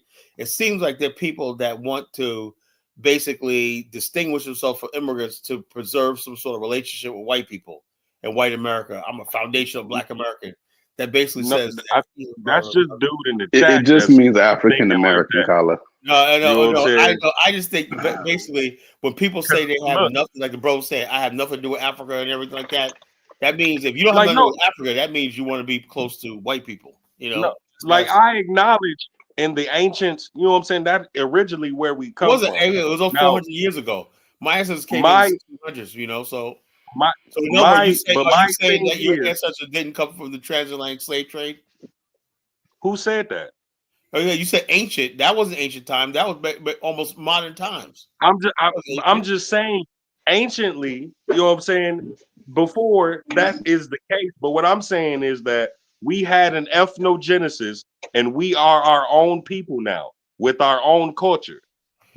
So Well, you are not African. hold on. You were right. Look, let me give you an example. So let me ask you a question, right? What do you think about the Irish American? Should he basically say, I'm not Irish American because I have an ethno, whatever you just said it, you know? Why is the Irish people hold on to their ancestral homeland where they came from? How come the Scott Irish do? Well, how come the French do? The Germans do? You go to places when you still got Germantown and everything, they still got their German roots. Everything. Why you got a little Italy all over America? When that, why is it that the Black people why not you want to basically divorce yourself from the African story of America? They got the Italian story of America, right? The Italian American. There's nothing wrong with the African story. There's nothing wrong with that. But what I'm saying is, I get vibes from that. You try to mentally the African story. Mentally, we are different people. Now, just I know like that. I know that. But what I'm saying right. is, So that's what I'm accepting. I'm the first to tell you, African Americans are different people than Africans. We have a different story. Right. It's like what you call like a Jamaican that lives on a Jamaican island has a slightly different story. I do not want a term that they can use that any Black in Africa can use. African American, any Black when that people comes say, here to this land say can African use that American, term. they know. Hold and up, get look. There's an African American almanac. Have you ever read one before? There's an I have African one. American encyclopedia. There's an I have African American. Hold up. There's an African American Smithsonian Museum. People know who we are globally. But don't this nonsense about people are basically using it. That's an excuse to basically to hide your shame of being called African. People don't want nothing to do with Africa because they're ashamed of being African. Look, let me tell you something right now. I take Africa, the good, the bad, the ugly. I said, was Africa ever great? No, but I'm still African. You know, if that was Africa, basically, people, primitive, backward people, yes, more likely my answer was the Congo not doing a goddamn thing. But I'll represent that no matter what. Like I said, look, I don't give a damn what my ancestors did not do. All I know is that's where I come from, and that's what God made me. That's what I represent, good or bad or indifferent. You know, I disagree with you on that. They weren't the primitive people. That's a good point. That's one of the smartest things you said on this platform in months. Look, I'm not gonna make some fantasy history up, you know, just to make myself feel it's better. Not a fantasy history, but I'm from here. You before sound like fantasy. Like you came from. No, I'm just saying I'm from here. You're American. You're a Black man from America. You have nothing to do with no right. Shiite, whatever like that, bro. Wait. Now you crossed the line. This is the thing. I absolutely not. I'm a revert actually, but absolutely not. You can't tell me what my relationship to my faith is. You know what that means, Tyler? That means everybody is born as a Muslim, and you want to revert. You don't convert. My imams were Black. The ultimate authority in the religion were Black. You know what I'm saying? I understand you don't understand that the term of imam is different between a Sunni and a Shia. For Shias, the imams define the religion. So I'm listening to Black man, African man, as my supreme religious. Bottom line is this: but you're not an African American. Call yourself, that's fine. You know, whatever you want to call yourself, that's fine. I go Black people call themselves. Let me tell you something, right? I know where this all comes from, right? Not saying you. Don't take this as disrespect. I called it years ago called the Alibaba culture in Black America, right? Because you know why? Because there was this incident where there was this brown-skinned Black man, right? And he basically put a turban on his head and passed himself off as a Hindu to escape slavery. You know, he was able to get through lines, everything like that. So white people look at like, who's this? You know, he said, no, I'm from. He played off that he was not black and everything. And then basically people start saying, and then there was a story about the Prince Among Slaves. Remember him? There was like a Fulani guy who was taken to Mississippi and he spoke Arabic and stuff like that. Do you know that story? You're Muslim. You should know that story, right? He went all the way to the Supreme Court, I believe. He went all the way to Supreme Court. And then they'll say, anyway, right after that, Negroes in America start saying, I'm a Moor too. That's when the Moorish movement started because they want to get out of slavery. You know? Listen. The Moorish movement started over here with the Moorish Science Temple. Yeah, I know. They were Negroes trying to escape oppression by calling themselves Moors.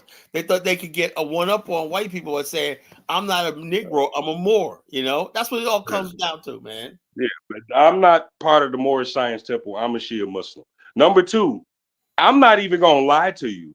If the African American, as you called it, had 40 to 50% of the balls of the majority Shia nation, we would have a nation by now. Yeah, why does Shia nation don't have a nation now? What do they got? What do you mean the Shia? What do you guys got? Have you guys? The Shia has Iran, Tyler. Iran is a Shia nation. This is how you know he's not educated. Look, bottom line, I don't freaking look at Iran as an example of what I want people to be. That they're not us. You know, Iran's not us. I understand. No, but you got to understand, Shia compromise a lot of different ethnicities, and the foremost Shia nation is Iran. This, right? When you like Khalid Muhammad, you remember Dr. Khalid Muhammad? He said, look, he broke it down. He said, look, every time I go around the world to a communist country, I see the white communists on top, the black communists on the bottom. When I go to socialist country, I see the white socialists on the top and the black socialists on the bottom. When I go to a capitalist country, I see the white capitalists on top, the black capitalists on the bottom. He goes, when I go to a Muslim country, I see the white Muslim on top and the black Muslim on the bottom, you know? So he just said, Iran is a whole totally different thing, sir. So you say, no, it ain't. Well, I never see nobody black high up in Iran. Bro, the Iranians are not Arabs. Oh, dude, man, come on. Let's stop, man. They're not. They're not Arabs, Tyler. Yeah, are you serious? The Iranians are not Arabs at all. They're Persians. They're Persians. They're all racial category. Kala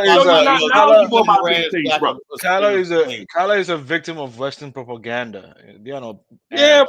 The Iranians are not Arabs. They are Persians, man. They're Persians. So what's that got to do with you? Oh, but still, listen. They are my brothers in faith. That's number one. Number two. That's a valid question. Number two. A brother who's black man who's Catholic could say the Pope is a brother in faith, right?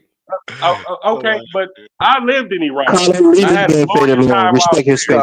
bring up Zongo's religion. This is the rabbit hole, Kala. This is the rabbit hole that you never come out. We go into the rabbit hole. Yeah, and but we never come out. Let's listen. We can agree to disagree. Hey, BD from Southside. We know you're Muslim, man. Can we just switch the conversation? And so, this is what people want to I just said don't say the same thing I'm about to say. Okay. I just said. Get back on disagree and get back on topic of what the host was talking about. Yeah, let's talk about Afrikstan. Okay, like I said, my whole thing is I have no problem with what people do with their religion. If you agree, like I said, the Afrikstan should be, if you agree, okay. My only question is, when you take the oath of citizenship, do you agree? Did your ancestors come through the transatlantic, the Maafa, right? Black Indian. He's a Did your ancestors come from the South and everything, endure Jim Crow slavery and everything? Post the link, please, Tyler. Post the only link. thing I wanted to say is that for this dream to happen. Hold on, when you do that, let me tell you something, brother Issa, right? When you do that and you basically step on the Afrikstan soil, you can say whatever religion you want to. We got your black ass, you know? You're subject now to the laws of that land, you know? So you can be our religion you want. The problem is you live in America and you guys can do this stuff to distance yourself from the black people. We have no power to friggin' rein you in. You know, that's why Afrikstan is so important, you know? So I don't care what you do. You want Christian, Muslim, everything. It's going to be the rule of law. You know, the law says, these are your rights. These are what you can do and you can't do and everything. That's the sort of system I want to live under. You know, I don't want people to be like bottom line is your allegiance is to this state, not to Iran. That's actually that's similar to how your allegiance is to this state. That's what important about Afrikstan is. That's similar to how the Fatimids did it in the early Fatimid dynasty in Egypt. You know what I'm saying? They didn't care what you was, as long as you had a loyalty to the state. You know what I'm saying? And there's nothing wrong with that. You know what I mean? But my thing is, the bottom line, people can say whatever they want. The idea of an Afrikstan is you step on this soil and pledge oath to this country or whatnot. If you go against that oath and everything, or side with a foreign adversary or whatever like that, you will be held up in prison and your life will be on the line. But the reason why I made my statement earlier, you will never be able to deal with race traders, Uncle Toms, sellouts, and everything like that until we have that power. So we're just wasting time thinking you're gonna get black people in America to comply, and we got people selling out. Of course, we got to sell out. There's no consequences of selling out. Carla, will your Igbo brother Chukwu be allowed into your Afrikstan? Hell no. Does he come from my lineage? No. So bottom line, he's not. He's our brother. Okay, but are GDs and BDs allowed in Africa? If they break the law, there's gonna be strict laws. You understand that, Chukwu? You could be a GD all you want when that, but guess what? You break that law and see what happens to you. You won't be your GD rights are very long. It's a similar same thing here. You could be whatever you want to be in America. No, you America, can be BD, vice lord, king, but America, if you break the law, it's a liberal society. If you break the law, not when it comes to us. Bullshit. Some people think they're going to be gangbangers and stuff like that. I just wanted to say that's the reason why I had made my statement earlier was about the Iranians, because for this Afrikstan to come into existence, you must live, fight, and die for this. You know what I'm saying? Because it's gonna be a whole lot of people that's not going to like that. You know what I'm saying? The bottom line, I say a lot of people that did not like the Jewish state, right? But nevertheless, it came because there was a strong enough desire for it. That's why I pushed. I wouldn't say that. I wouldn't say a strong enough desire. I would just say a lot of help from back then, especially advanced Western countries. I know, but hold on. But the people had to buy into it. Theodore Herzl, when he first came up with Zionism, they laughed at him. Man. They laughed. He couldn't get an audience. And you know where he got the idea of a Zionist state? Watching Sierra Leone and Liberia, because he was friends with Edward Wilmot Blyden. The Pan-Africanist Edward Wilmot. He was friends. They were contemporaries. He said if black people could return to Africa and build a state, we could turn. World War II accelerated the need for a Jewish state, Carla. So there was a cataclysmic thing that happened. World War II accelerated it. Let me be honest with you, Elvis. Like I said, even though I support the Jewish state, the idea that Jews were being persecuted and whatnot was bullshit. They just wanted a state. And that gave them the perfect opportunity. Germany and the Holocaust gave them a friggin' opportunity. And I studied this in college, right? The Holocaust did not happen. It's propaganda that people were fed for the years and whatnot. They were not. It didn't happen like they said. And you know what? You know why I say they're so bad? Carla, you trying to lose your damn platform. I know. I don't know. As much as we talk about, as much as we talk about white supremacy, what the hell is you doing, Carla? And we gonna I do not endorse that statement made by Carla Genesis. I do not endorse it. A Holocaust denier. Damn it. Them Z's, listen, they way worse than any white supremacist ever will be. They are white supremacists on a whole different level. Me as a black man, I would never. Okay, can we go back to the Afrikstan? All ideas. Man, do you think, guys? Do you think Carla might be persecuted if his Afrikstan? You just want him to be persecuted. Of course, I want him to persecute it, man. He's building the Africans. That's why he needs to drop you off the show. Hold up, Chukwu. This is how it works. Right now, I'm the person I'm the architect, and I talk about policy. Right now, for it to manifest itself, that has to take people basically getting involved. The next thing you know, it's talking, and the talking. I'm creating the pablum. You know what pablum is? It's set talking points, right? right now, if anybody listens to the show and says, you know something, I like what Carl said, and they start repeating what I said, this, guess what? More people start repeating it when it becomes it manifests itself. But you're an American citizen though. Like, why'd you want to create? I mean, that's say like, you don't like get a it. terrorist You don't organization, really right? get it. Terrorist. You want to be a leader of a terrorist organization? You don't get it. Is that what you want to do? You don't freaking get it. You are American. Create a nation state in your own country. It's in just America. Create a nation state in your own country. Like, look.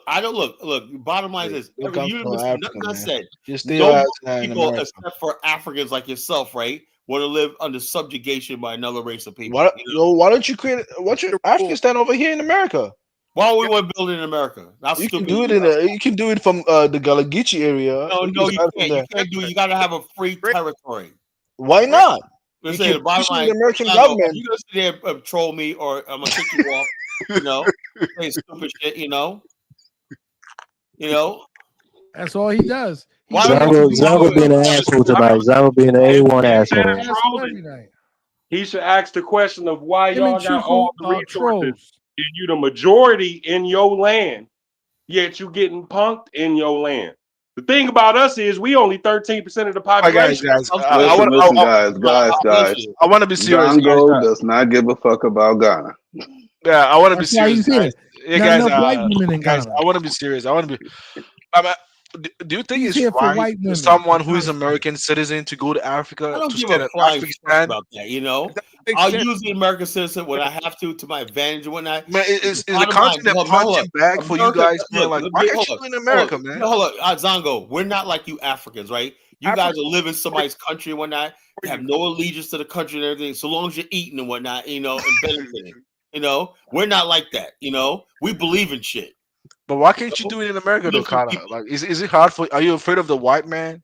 No, it ain't had nothing. What did I tell you? Didn't I say? Didn't I say our movement had nothing to do with white people, racism, and anything like that? You know what it is? We simply want a nation of our own. Stop trolling, Colin, man. No, I'm not trolling, man. I'm trying to understand. Why? Because you're stupid African idiots. That's why. You have to. But why do you want to do it in Africa? You want to create confusion, man. Like we saw what happened in Liberia. Like, why do you want to do it again? What difference does it make to you? We're not going to Ghana, are we? That's our continent, man. I'm part of West Africa. The continent doesn't belong to you. The continent belongs to us. You need to take back your continent first. You over here trying to fight with us, man. Them white folks do what they want. I'm not fighting you, man. You're a lost guy, man. You want to be a Shia Muslim in Iran, man. I'm fighting Kala over here, man. This is what I'm talking about. And every time I start talking about building Africa, we could actually do this, right? And we get rid of the people like Zongo and all these other stupid people hanging around us, just drawing negativity, The bottom line is, and when these guys had Jewish groups and everything, and they had students, they had everybody write essays and everything. They even were doing stories. You know what they were doing? Stories of what would life be like in a Jewish state. Dozens of years before it even happened, how about you made the Africans the leadership of Afrikstan? No, we ain't. You ain't gonna lead us, bro. So we can have Zongo land. Why not? Gonna lead us, bro? You can't even get control of your own resources. How you gonna lead us? You always want to lead. You want to lead you what a white your man own resources. You can't lead nobody. So, Kala, are you building? I'm looking at Africa and saying, no, you guys can't lead us, man. I'm sorry. Are you building? Why not? Or a failed so why do you want to you got the failures, man. You look at the continent, man. I'm sorry. We can do better. These guys are trolls, man. The only one that's serious is Elvis from Africa. Y'all can't have players leading people. Man, well, Africans, man, are you listening to what Kala is saying? Zongo. You guys are running your Afrikstan now and straight into the ground. One man's land to claim a land territory in look, the same first of country all, where he resides. Zongo, y'all don't have no land, buddy. There's so much territory unoccupied in Africa. The people tell me all the time. People in Africa tell me, "Yeah, man, that would be a good idea, man." Man, there's a whole lot of land in Montana. Why can't you go to Montana and get a land? You can't go to Montana to get a land from Montana. Deserve their own place in Johannesburg. That doesn't bother you now one bit, does it? You know why? Because y'all don't want us. I'm convinced, right, that you guys thought that once you put us on these slave ships, we were just gonna die. Nah, man, we are not allowing that. Like I said, these are not. Either you guys are going to be under us. Zongo, African Americans already got their enclaves in Ghana. It's not over gonna with. happen, man. Well, It's already happening. Yeah, they're under Ghanaian people. I mean, that's what I want. Yeah, I know. Nah, bro. They Ghanaian people. it starts off they under Ghanaians and eventually they flip it. No, it's not Well, gonna they got- happen, they- man. they- It's they- just It's no gonna like flip, Ghana. boy. Ghana is no Liberia, man. Come on, stop it. It's not gonna happen. See how you want to talk about Liberia now, but you acting like you Nah, it's gonna you were flip, Elvis' Zongo. friend. I'm promising. But the truth is, you're just here to be a troll. Man, why would you want to allow a racist person like Kala to come? Now and he's get a harassment? racist. He is a racist. You know? Definitely racist. He's Kyle, a are you racist. gonna have a welfare program? Didn't you guys hear what he said earlier? He said, "Fuck Africa." That's what he said. Low IQ Africans, yeah. And, you know, He's a racist now. He said, "Fuck Africa." He allows you guys to come on his show. That's what I'm and saying. talk, but he's This a is racist. a YouTube platform, man. This is, come on, man. Kyler It's isn't always have a racist. He platform. can't be racist against his own race. He just spit out bigotry from time to time. That's Listen, if it was me, I wouldn't even let you. I wouldn't even let you come up. I think he's nicer than me. On my show, I'm not even gonna. I'm gonna let you talk in the chat. That's about it. Because you and Chuku are just two trolls. Hello. Man,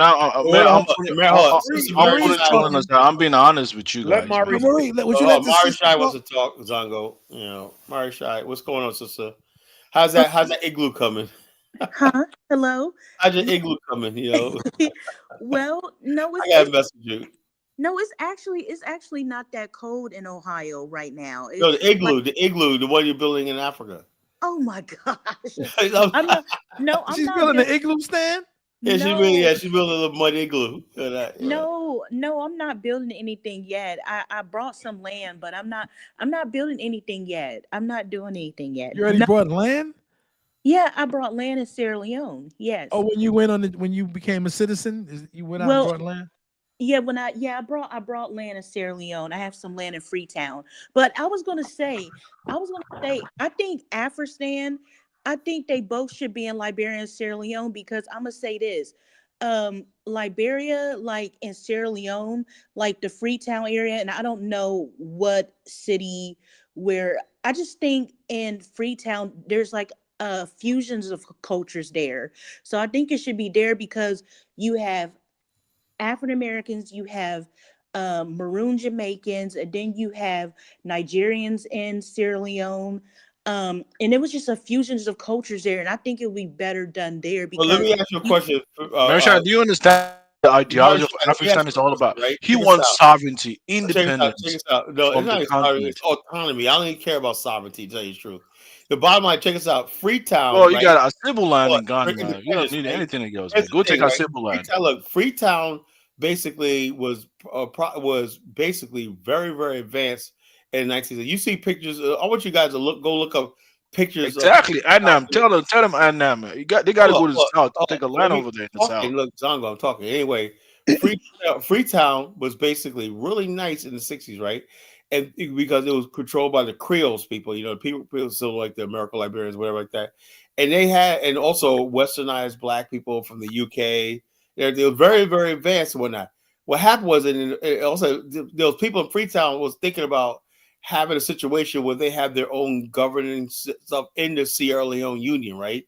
But what happened was that got erased, and this, you know, the 10 million people and many people dominated the country, and the country fell apart in the Civil War after that because Freetown would have stayed by itself, autonomous.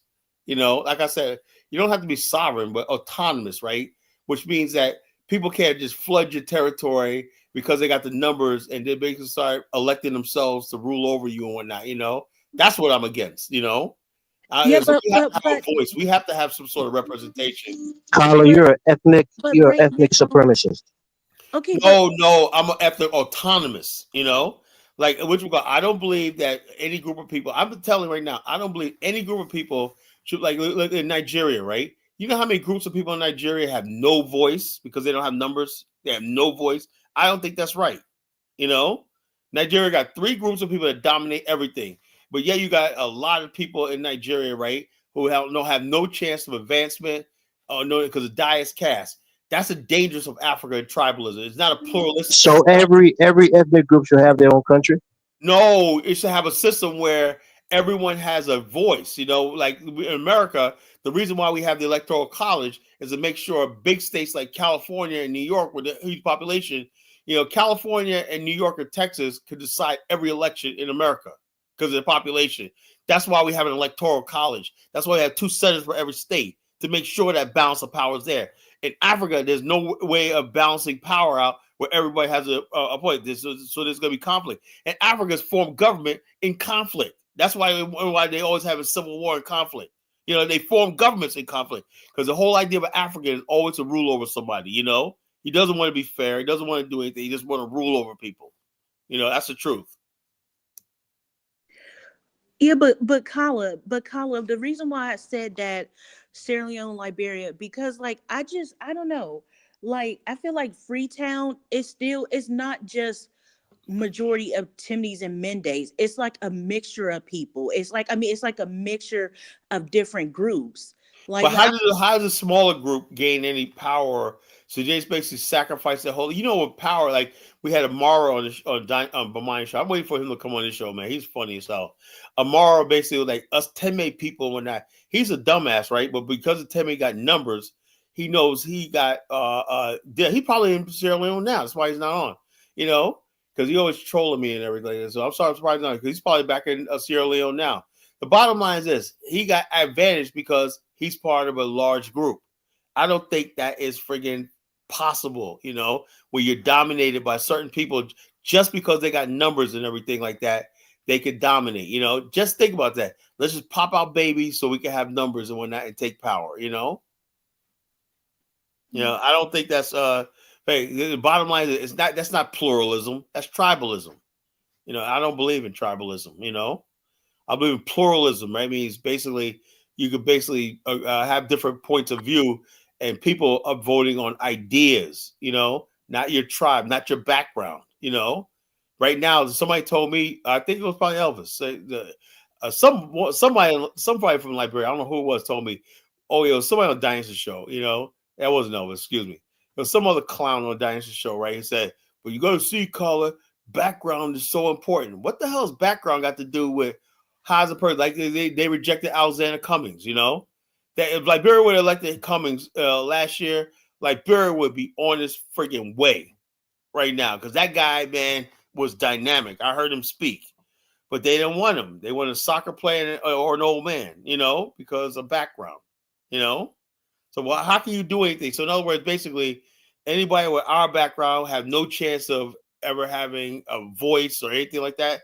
I can't go for that. I'm sorry. I can't do that in the name of Pan-Africanism. I'm sorry. I will not do that. And I don't condone any black person in America putting themselves in that situation. My job is to protect my own people, my tribe, my people, which is African Americans, right? And I everybody knows I know what's best for my people and whatnot, And I'm saying don't put yourself in these situations because these tribalists and everything only care about themselves. They don't even care about the country they come for. It's about what them now and what they can get out of it and everything. They don't give a damn about you. They don't give a damn about Pan-Africanism and none of that stuff like that. And that's the truth. And you guys know I'm telling the truth.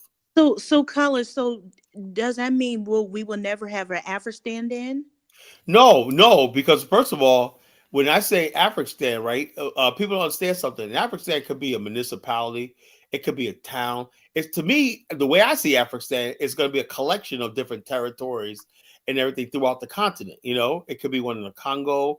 It could be, but they all basically are connected through the internet and through thing where you can go to one country. It's like reserved territory in each country. Say, okay, we'll let in Afrikstan. It's a semi-autonomous territory.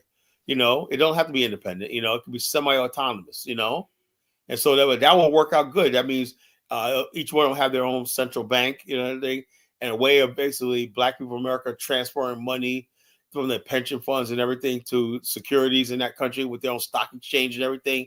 And Afrikstan stock exchange, when they're investing in industries throughout the continent and everything. Look, the bottom line is this: because we're black, we get resistance. Now in Asia, everything I just said, that's exactly what the Asians did.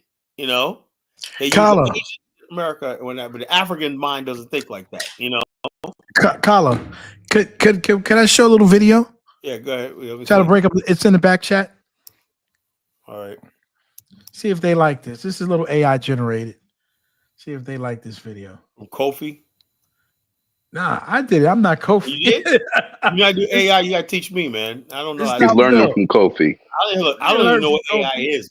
Man, I don't mind learning from Kofi, but I haven't. I don't know what the AI is. Somebody gotta teach me, man. I don't know shit. I'll teach you. When it comes to technology, I'm a freaking illiterate, man. I don't know what the hell it is. I still don't know. I don't even know how to use my smartphone. I'm learning. I'm not. I'm not as good as Jonathan. People say, "Oh, Carly, you get iPhone." This is what he does every day. I don't even know how to use iPhone 10 when that I got. And I'm just learning. Got a couple of things that I'm doing.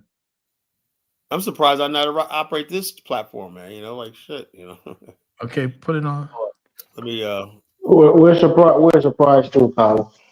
Hold on, can we listen to the video, please, for a second? I'm trying to somehow I gotta slow it. Hold up. Let me. Why? What's going? Is this a? This is a. AI generated. Oh, but there it is. There it is. Okay, I gotta scroll down. Afrikstan has a K in it. Hey, what's up, family? Okay, we can straighten that out. Today, I want to talk about a vision, a dream that's been brewing in the hearts of many of us. It's called Afrikstan. Now, you might be wondering, what's Afrikstan? It's more than just a name. It's a vision of self-reliance, self-determination, pride, and self-sufficiency. Imagine a place where our history is celebrated every day, where our inventions, our creativity, and our contributions are front and center. Did you know that African Americans have made over 50,000 inventions? From the traffic light to the modern-day home security system. This sound like a dollar bill production. Pioneers. Yet often our contributions get overshadowed. Afrikstan is about taking ownership of our narrative. It's about creating a space where our voices are the loudest, where our stories are told in our words. It's a place where we can build and grow, where economic power and cultural pride go hand in hand. Think about Tulsa, Oklahoma, home to the Black Wall Street. Before its tragic destruction, it was a thriving hub of Black entrepreneurship and wealth. That spirit, that drive is what Afrikstan embodies. It's a place where we can foster our businesses, support our communities, and ensure that our children grow up knowing their worth and potential. Self-reliance means we're in control of our future. It means we're not waiting for others to validate our worth or give us a seat at the table. We're building our own table. We're creating opportunities for ourselves and for future generations. Self-determination is about making our own decisions, shaping our own destiny. It's about having the freedom to carve out our own path and to do it with pride and dignity. In Afrikstan, education is tailored to celebrate our heritage, to teach our children not only about the struggles, but also about the triumphs. It's about knowing where we came from to better understand where we're going. Now, I know this might sound like a distant dream, but every great journey starts with a single step. The first step is believing in the possibility. The next is coming together, uniting our resources, our talents, and our dreams. Just like the inventors before us, who saw a need and created solutions, we too can build Afrikstan. We have the power, the creativity, and the resilience to make this vision a reality. So let's dream big. Let's push forward with pride. Afrikstan is not just a place, it's a mindset, a movement towards self-reliance, self-determination, and pride in who we are and what we can achieve. Thank you for letting me share this vision with you. Remember, the future belongs to those who believe in the beauty of their dreams. Let's build Afrikstan together. Peace and love, family. Dollar Bill, you used NVIDIA to make this. It doesn't matter who I use, man. It's an app that I use. Does that make a difference who I use? No, I could tell that you used NVIDIA based on the voice that they're using, and then how they have the. I can use my own voice. Jonathan, stop exposing Dollar Bill. Let that man be great. I could use my own voice. I don't have to use any person's Now, you might be wondering. No, but it's more. I'll recommend you a different AI to use. But I guess you wrote the script, right? This is not the only. Yes, I did. I put the information in. They don't know nothing about college exits. Shut up, man. Sorry, but does it matter? He my brother. The way the video he talks shit sometimes. Yeah, it does, because when we talk about Afrikstan, we shouldn't be looking at a whole bunch of white people. Okay, but I understand that, but isn't it better to put what we're You should have told the AI to put a black audience. Sorry, Mark. You got to give AI instructions. We shouldn't be looking at a whole bunch of white Negroes people. never have. Okay. So why don't you do one right now, and then you can shut me up. because you had no idea about nothing. All I wanted to do was just to show that what he's talking about is an idea, okay, and an idea that can come to fruition because everything, right, starts out, as the Hebrews say, in the Bereshit. That means in the Genesis or in the head, in the mind. So all ideas are manifestation. Dreams are manifestations, okay? And Your so what vision. you do, you actualize your dreams. You put a blueprint, like Amos Wilson did a blueprint for Black Power. So you have to put down your blueprint. And so you have to ignore your distractors and your detractors who would like to say, you know, there's something wrong with you. There's nothing wrong with a man wanting to be self-sufficient and independent and not be under somebody else's nuts. It doesn't mean that we hate someone when we say F the Africans. Okay. One second, Dollar Bill. 1 second. Carla, I want to ask for one favor. When you have your Afrikstan, just allow me and my crime brothers to come spend our summers there and visit you. Of course. That's all.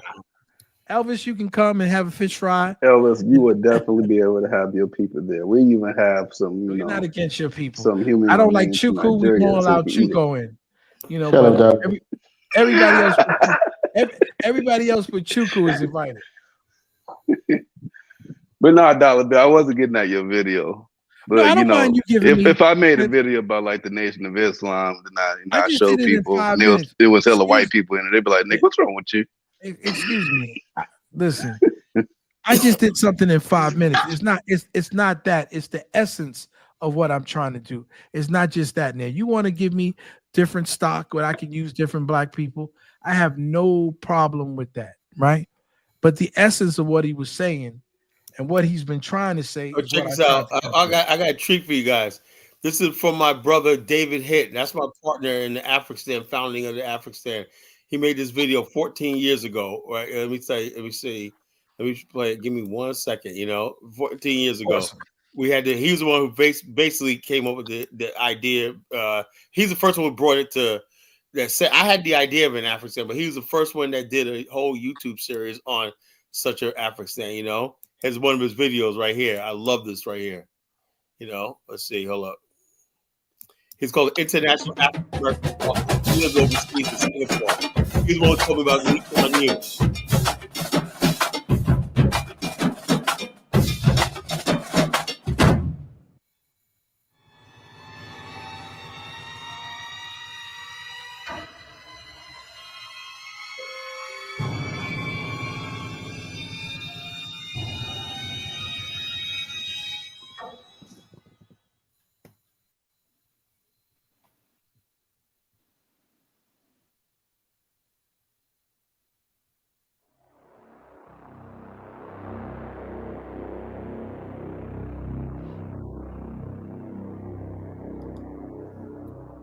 Hey man, I can't wait till you guys meet David Hitt on the show. This is not a dream. That's gonna be this guy, man. When you talk about scholarly and talk about a Black nation and whatnot, this guy, man, is the real thing. He's a freaking Marine, graduate what's that? Maryland Naval Academy. What's it called? Annapolis Naval Academy. And he's a friggin' ex-Marine. When that guy is friggin' is no joke. He goes, "This is what we can do." Now he's Carla, get up his nuts. I'm not on his nuts. It's my brother. It's my brother. It's my partner right here. That's my guy right there. So I don't know his nuts, but Elvis will understand. But when you got somebody that's a real brother, I'm gonna always talk him up. So the bottom line is, you don't understand that shit because you're a mediocre looking motherfucker. Guy up there. I hope you're not jealous of the way I look, Carla. Don't be talking about No. What do you look like? You look like a fucking black Uncle Fester and shit. Okay, Carla. Like a fucking black. I can edit it. I changed the Afrikstan with the K, and I can always edit it and do different things. And I might be able to edit even the stock of different people and everything else. I can upload different images of by going to my media library. But that was just something that I did real quick. So when I did something quick, I just got those particular people. See, we had a whole series, right? when we're doing this International African American Caucus, we were talking about energy. Let him play a video right here.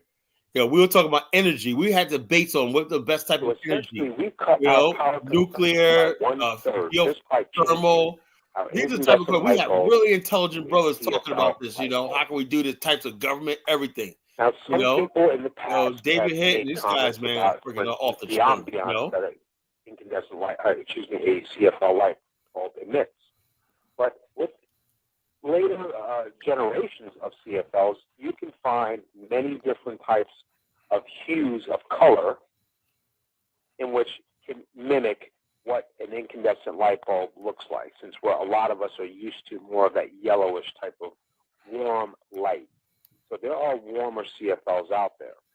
So just by using CFLs in your home, you can cut your lighting load down to 1/3 of what it currently is. Now, the next generation of light bulbs that are even more efficient than CFLs are LEDs. LED stands for light emitting diode. So in the same scenario, there's nothing about nation building, every possible scenario of building a nation we didn't cover. Every possible thing about energy, everything. What type of highways, rail lines, everything that's what we were discussing. We had study groups all over the United States, So this more the BIO is bigger than you think it is, light bulb, if we have one that is drawing 4 watts, and we have 10 of those bulbs, that means 10 lights are using only 40 watts in an hour. So in 4 hours' time, that's only 160 watts of power being used, compared to 3,000. I got other programs, but I can use any kind of. I can take any kind of information, technology, whatever you want to focus on, and I can generate it. I can put new pictures and stuff of different stock and people. I can even put, historical figures, and I can cover anything. I like it. I like what you're doing, Dog Bill. Just erase the white people in there and be perfect. I'm gonna do my best. Appreciate it, brother. Hallelujah. Perfect. I don't want Jonathan to have a fit. Check this video out right here. This is my favorite one that he did. Right, we're talking about hydro infrastructure. We're talking about infrastructure. This is the origin of the BAIO. We've got the ability with pristine land, unoccupied and developed. Unoccupied land. Proper planning and execution. And once that investment comes in, we build that hydrogen infrastructure, those micronuclear power plants. We produce power 24/7. No nation in the world. And what I proposed that on the nuclear side of the house, I propose, and this is my submission to the brothers, I submit that the government should run the nuclear portion of the power plant. The reason why I say that is because if we have I think that nuclear power plant technology is a national security issue. Power is a national security issue. Stable power creates an environment for investment. And if we have our Navy or our nuclear power, whatever arm of our government, those individuals are running it. When the government is running the nuclear power plants, producing that power, then the cost of power is cheaper, the cost of power is stable, the cost of power is protected, and then we will get massive investment. So with the nuclear plant, that produces power that is necessary to split water, so you have the hydrogen and oxygen. So then you're using a nuclear plant which emits no CO2, no carbon, which is powering the hydrogen manufacturing plant, which is making hydrogen, which is then going into the hydrogen fuel cell, which emits no CO2. So that is where we've got to go from the start. And if we do that from the start, we literally will have the cleanest air in the city in the entire world.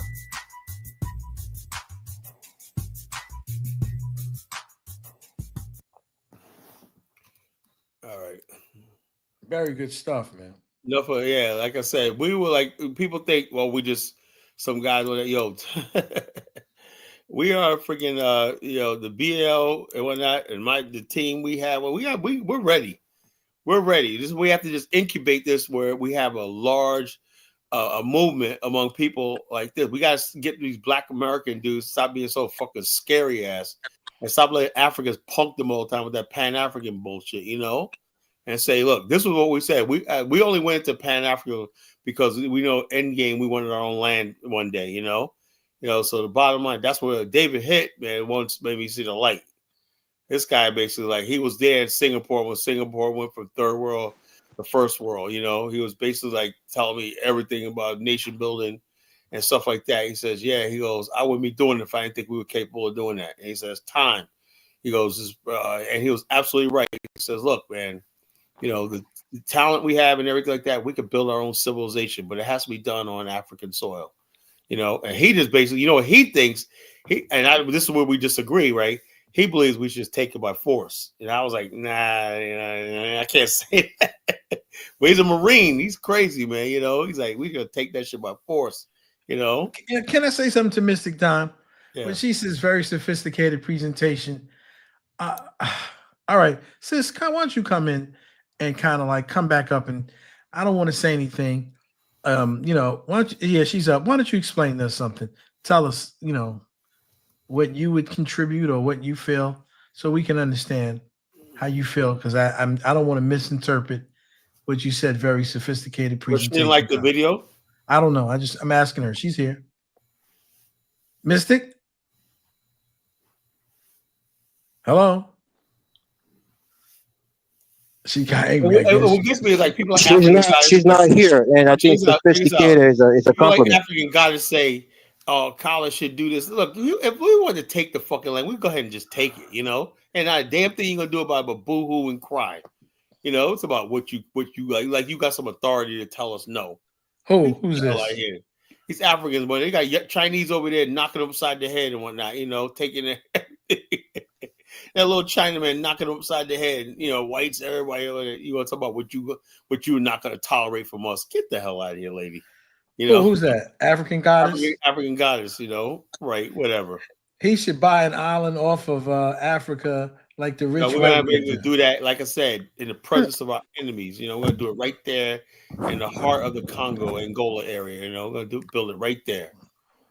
So bye. So Kala, I have a question. Right. So you don't think doing an Afrikstan in America would be good? Like no. Look. Bottom line. Look. The bottom line is this. Every time scenario we study, right? In America, you're under their media. You're under their laws. Do you ever heard of the Monroe Doctrine, Mari? I'm gonna give you a history lesson. Do you understand? You ever heard of Monroe? What is it? Doctrine? I'm sorry. Okay, let me give you. And I'm not trying to put you down, not like that, because most people don't understand geopolitics, right? The Monroe Doctrine was a policy created by President James Monroe. It said from all the way back then, it said that any sort of America has the right of sovereignty and extraterritoriality anywhere in the Western Hemisphere. That America has a right to intervene in any country in Latin America and anything, and any foreign vessels or Europe powers that enter America will consider provocation. That's why we went to war against Spain, and everything like this. So, and why we invaded Mexico, and we invaded and we stopped at Argentina because they said there's too many white people there, But that was a Monroe Doctrine. And then Roosevelt came in and created the Roosevelt corollary he built upon that with his big stick policy. So in other words, that led to the invasion of Haiti and the 1983 invasion of Grenada. There's nothing, we talk about sovereignty and independence. You are not going to do it not only in this hemisphere, but especially not inside the borders of America. Do you remember David Koresh? Remember that? The Branch Davidians and all these other people like that?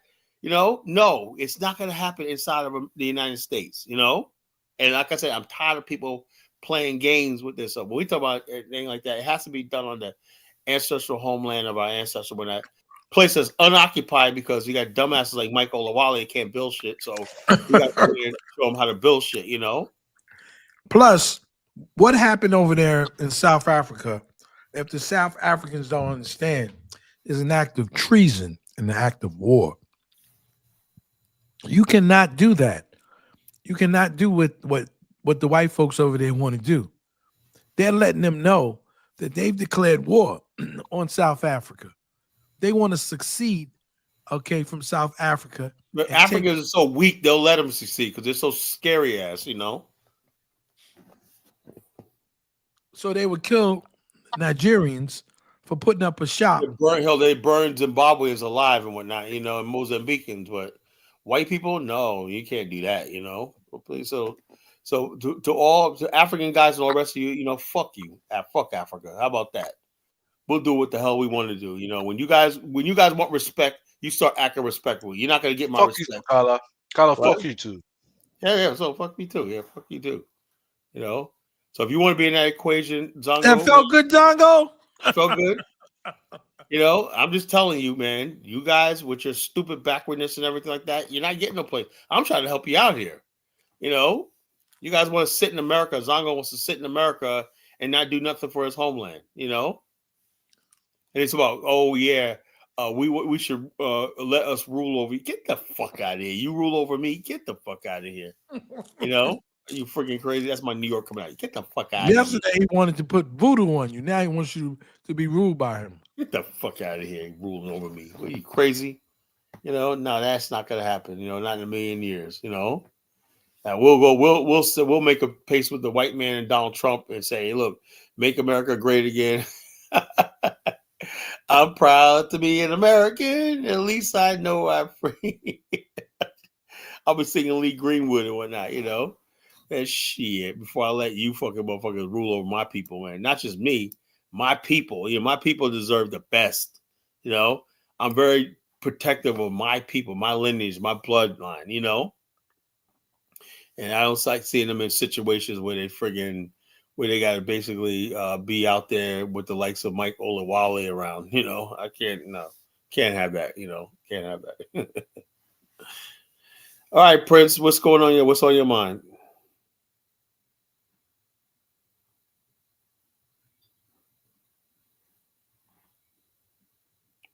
Lord Prince, you came up here. What you got something to say? Yeah. Oh, my fault, man. Oh, what's good, bro? What's going on? Like I said, I always say the same thing all the time, man. Your ideas are solid.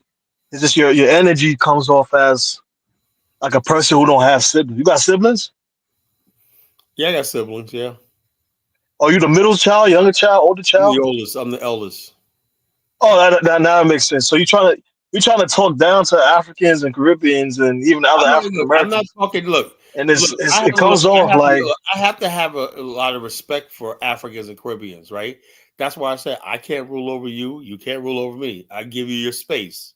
You understand? Hold on. Even in America, when we come in, we have an understanding that you guys are the leadership here. That's a problem. You guys are the leadership here. No, but Princeton, you know, that's the whole thing, man. You know, we are the original. We are the original people. You know, countries. You know, we deserve the right. I get what you're saying. We are the original. You're the original people with Zongo, stop talking shit, Zongo. Stop it, man. Zongo think he's Nigerian, man. You from Ghana, man. You're not the giant of Africa. He said no. He's talking like he's the giant. You know? He's the original people. He talking about House of Voodoo. What House of Voodoo could stand to indigenous to Africa. Louisiana?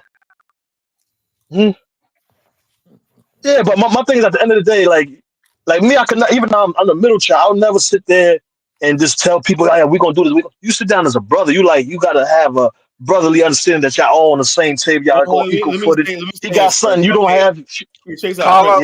Carla is not a builder. He's just a talker. You don't know Carla. Come on, man. Okay, look, if you guys think this is that's what. Hold up, right? But guess what? Everything begins with just talk. That's what you Africans don't understand because you don't know how to talk. You know, you know how to put their thoughts on paper and whatnot. Time is running out, though. You got to accelerate it. Time is running out. It has to be done right, or it's not going to be done at all. You know. But why are you not trying to tweak your idea to accommodate and to understand the reality of the scope? I just played a video. This idea we've been through. I got the people. We've been had many conversations. Now we basically I'm trying to get. That's why I'm doing this show, and hope I can grow this platform where I can reach the masses. You know, and it's going to grow like that. Once it's out there and everything like that. Look, the bottom line, the Million Man March started with one march, and next thing you know, it was a mass movement. They did nothing with it. You know, they did absolutely nothing with it. If I ever get that momentum behind me and whatnot, trust me, it'll happen. You know, so it's like it is what it is. You know. No, but the Million Man March was built upon a spirit of brotherhood. Your movement is built on Oh a no! spirit of we deserve and we supposed to come Well, take it. how would that? But the thing is, the Million Man March never accomplished anything, though. Yes, it did. No, what did it accomplish? It synthesized black people around the idea of blackness and unity in building. It was up to you guys to go back to your cities. Hold on, right after the Million Man Where's March. Jonathan at? Hold up. We had Biggie and Tupac were murdered right after the Million Man March. We had an East Coast West Coast beef. When we had the highest rate of crime and drug and the record industry and the culture of America changed for the worse. Because black people are not a monolith. Black people are not a monolith.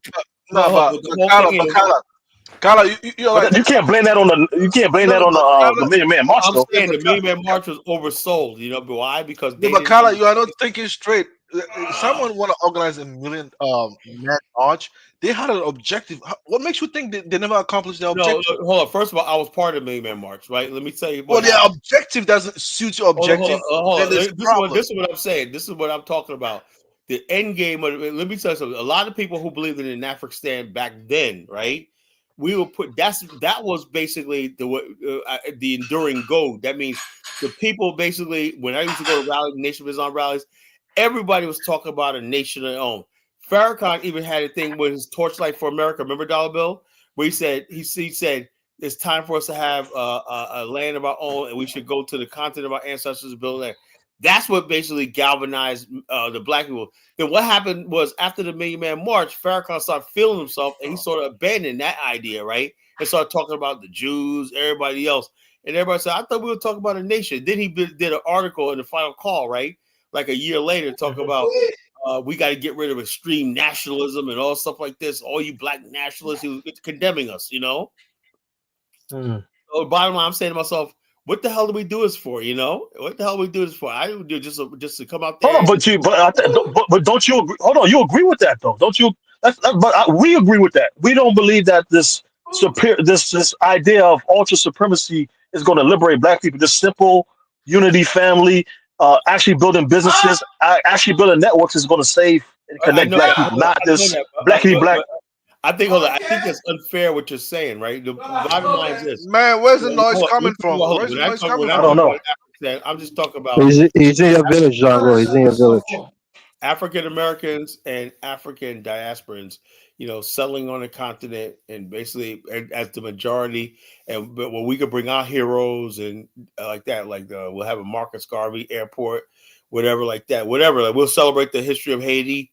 Whatever like that, it'll be taught in the schools and everything. It'll be like an African diaspora, African American state, you know, as a principle. I get that, but you don't think you're telling me after 500 years. Let me tell you something, Prince. Right?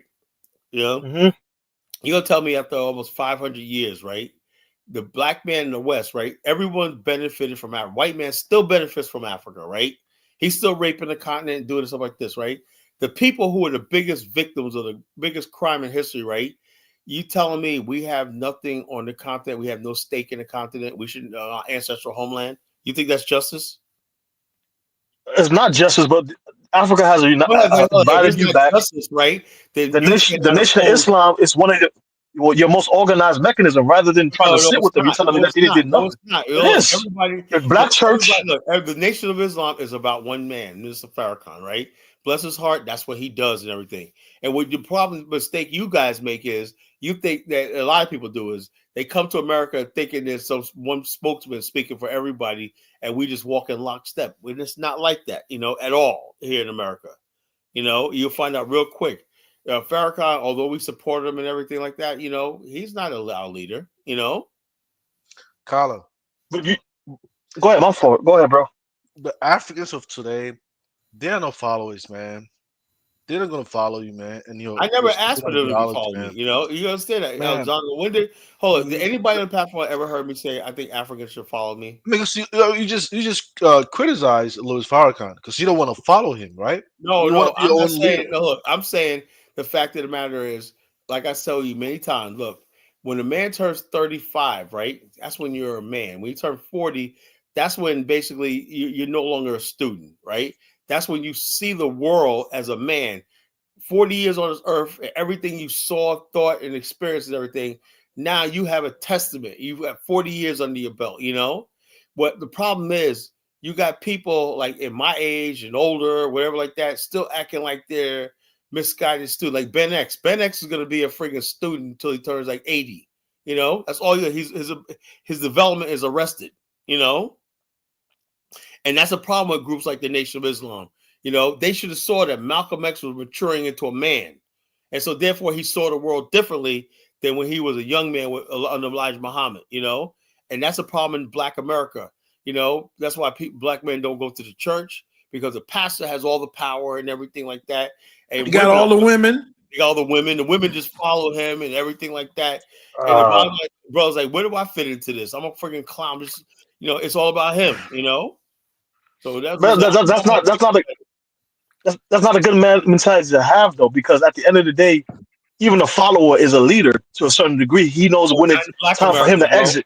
Oh, that's not. Yeah, but I'm saying that's going to hurt you, because now rather than build something under what because even for you to say that the Million Man March didn't do nothing, it was sensitize the people to go back into their cities to start their own movement. It basically was a Facebook before Facebook, though. It created a network of different people with that same ideology in one place. Look, I was part of the Elvis committee, right? Of Nation of Islam, right? After the Million Man March, man. After What'd you say, Bill? I said I did an Elvis. I had left the thing on by accident. I'm sorry. Check this out. The Million Man March. After the climax of bringing people to Washington D.C., there was absolutely nothing. You know, people were like, "What's the direction? What are we gonna do?" Nobody knew. Everybody kept saying like this. People stopped buying the final call. It was a real sad time period, man. Some of the Muslim that were doing security and housing projects, they lost that contract. Remember that dollar bill? They lost their contracts and everything like that. And then Farrakhan didn't defend them. He said, "Well, those are." So what if the American government give you a political position? Well, the American government's like, you gonna stand something? Are you gonna be satisfied? Are you gonna be satisfied with that? Because look. The bottom line is, a lot of people are noticing that. Elvis, Zongo. You just Zongo, are you stacking on some bushmeat tonight? Yeah, the bushmeat's going to his head. Zongo. You don't eat bushmeat with his white women.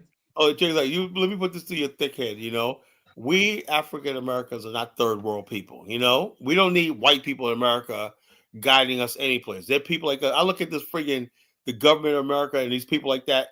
You know, I swear to God, we're way more intelligent than these people are. Everyone, they just got the numbers in power. You know, so the bottom line, we don't need them for anything. Trust me. You know, so they can't give me anything. They have nothing. Remember Zod dollar bill? How can you negotiate with what you don't have? You don't have anything. I got all that without you. You remember Zod? That Superman 2 was the best movie, best of the era. I got that all that. What do you have to negotiate with what you don't have? The white man has nothing. When we start talking about the Afrikstan, the white man has nothing to negotiate with. You know, that's what we're saying, that we don't need you. You know, for anything, whatever. So we don't need you, and we don't need Chuku. And we don't need Africans, you know. We don't need anybody but ourselves. All the make the Afrikstan work is if you get enough African Americans to say yes, we want it. That's the only thing that we need, and it'll happen. You know, Charles, I'm sitting. Leave that doesn't even make sense. Leave the minstrel show of Tyreek and all this nonsense. And Umar Johnson and all these other goofballs. Somebody asked me yesterday, for yourself. Will I meet with Umar Johnson? Why would I freaking meet with him to legitimize that clown? You know, no. You know, so the bottom line. But you don't think it's a coalition that you must build to do what you're trying to do, even with Africans, even with African Americans? You're just scared of Umar Johnson because he would lash you for being a coon. Well, how you gonna lash me to be a coon? I'm not a coon, but what's he gonna do? With it? You know, they're crazy in here, man. Like you basically said Farrakhan was able to obtain contracts. Currently, Farrakhan has land in Ghana. Farrakhan sat with a bunch of African leaders. Farrakhan went to Haiti. Farrakhan went to Jamaica. Farrakhan built networks. What does that do? Man, did you know, like, when Farrakhan went to Ghana? Come on, man. the former president of Ghana was over. Like, damn, like this guy is like Jerry one smart Rawlings guy. barely literate, man. Come on, Seemed like you know. Him and Farrakhan man, talking, man. That was a shit show, Jerry man. Rawlings is Farrakhan was Rawlings honored was in House of Land in Nigeria. Farrakhan was honored in South Africa. House of Come Land. on, man. That's the worst What the place He hell to does was. be. He that is. do To be honored. You're honored, man. Come on, Oh man. man. Stop it, man. You You, know. you That's some guys, you honorary have to build Negroes. coalitions, Good for man. him, Yeah, man. Farrakhan sat with Jesse Jesse Jackson. Jackson. Farrakhan sat with all y'all these don't different black leaders. disrespect Zongo people, man. Leave Zongo people alone. We are the people of the Americas, African Americans, Caribbeans. We are Americans. We are the peoples of the Americas, and that's all we need, right? Bro, Like we started you looking down on Liberia, Umar Johnson like though. we You're laughing like at we Umar Johnson. Why you not trying to sit with Umar Johnson? For Why you not what? trying to what? sit with Tariq Nasheed? For what? Huh? For what? Because to build For a bigger what? coalition.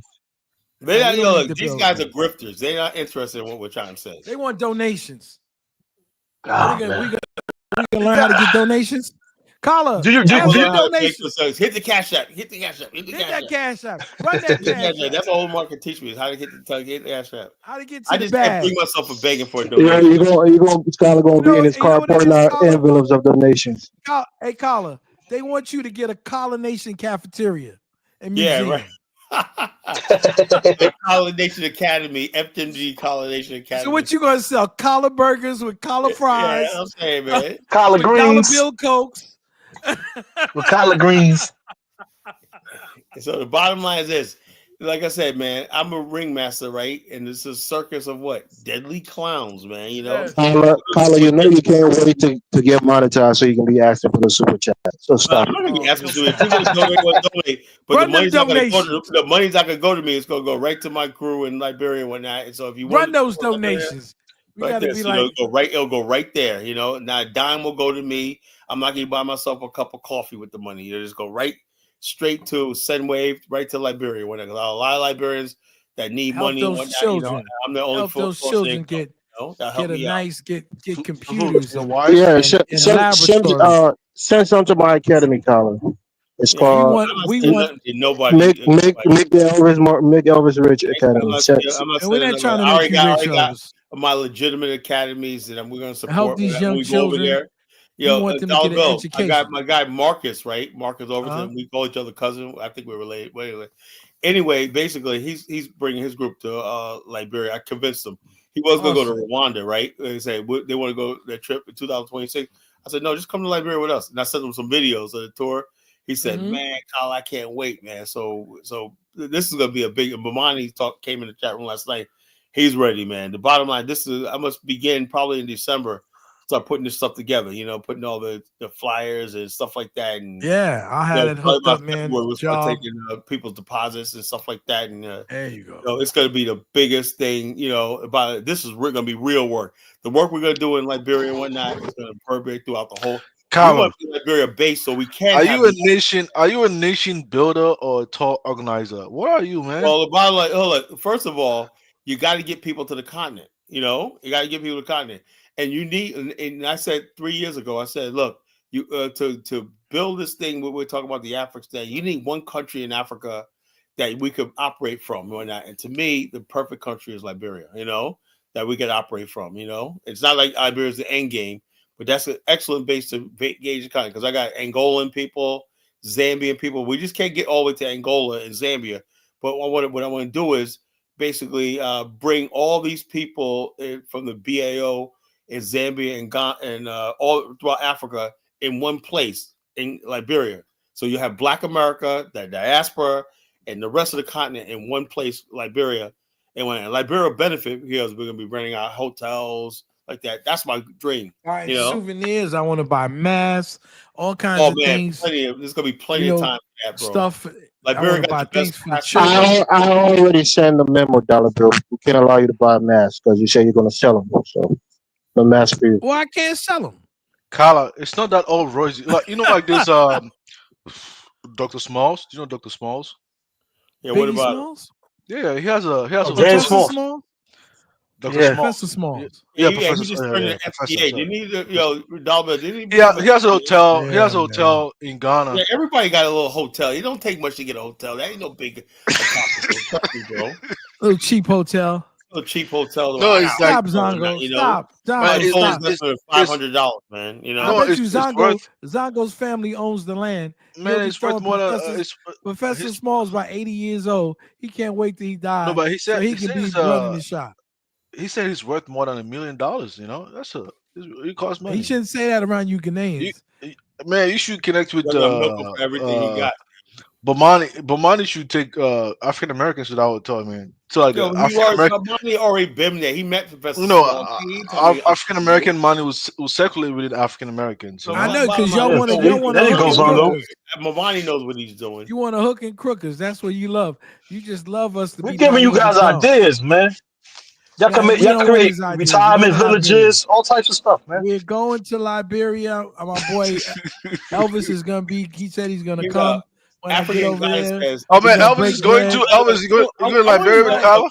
Yo, look, 2024. I want to know what African. I'm not going. I'm just sending my people to rob them. And once they get in Liberia, that's all. Hold up. Oh,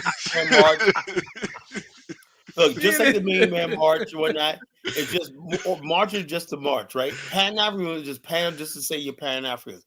There's no end game African guys in Pan African. What do we build? What are we building Pan African for? What for? What's going to come of it?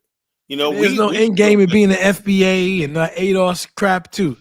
The only thing y'all can do is beg for the damn reparations, which ain't gonna come. That's what I'm saying. To join. Bottom line is the only join thing us. that's really realistic. Are you trying to diss FBA young lion for just being FBA? Come on. I don't. He can be what he want to be. Just come on with something that can give him an opportunity as a young man.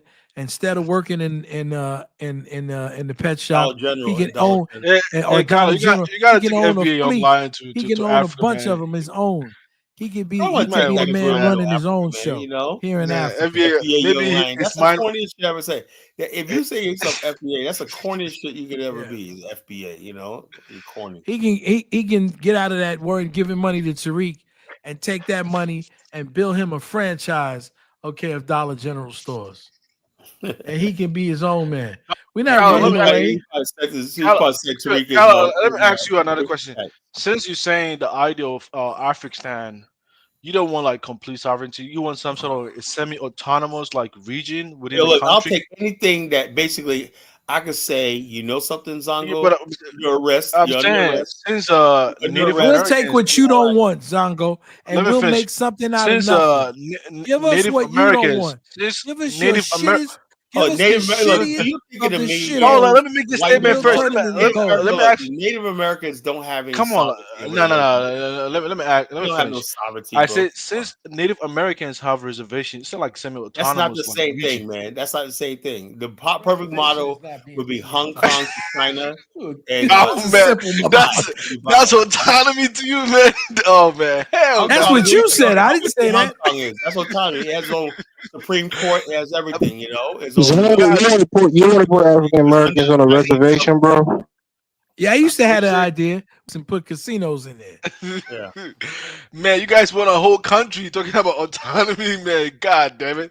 You don't want us to have nothing, Zongo. With it. No way. You want to come here, you want something have like your little Hong Zongo Kong? land, come here and chase white It's not women gonna for happen, 10 years, man. and then It's go a back pipe and dream. build It's not you gonna happen. and go back and build you a damn even borehole. if it's gonna happen, I'm gonna make sure it doesn't happen. You're not. You have no power. You ain't got no power. What are you talking about? Really? Come on, man. Carla, don't listen to that fool. It's gonna happen. There's gonna be a lot of chaos. Zongo, why you saying that shit, bro? Why you trying to sabotage Carla's dream? Man, he doesn't want to be. Little Chinese want kicking you in the ass. Shut up. He doesn't want to. Hey, Zongo, what two tribes in Ghana don't get along? We're not gonna assimilate together. He said he wants something like Hong Kong. Let me go there and stoke up It's not problems. gonna happen. One at a time. I can't hear you. They have their own government. They have their own government, their own military. They can go like no shit. Yeah, no, it's not gonna happen, man. College, it's not gonna happen. No, bottom line, it was gonna happen, bro. It's gonna happen, and we're gonna put young FBA Lion out there. And you guys are gonna control that resources too. Look, we're a developed country. We're developed people. We don't need resources. We'll buy the resources from your broker. No, I'm saying the natural resource. Are you going to take that? The natural resource, y'all can have that because you're only going to do is sell it to us anyway, and because we're going to manufacture. You know, we got the money to manufacture. You know,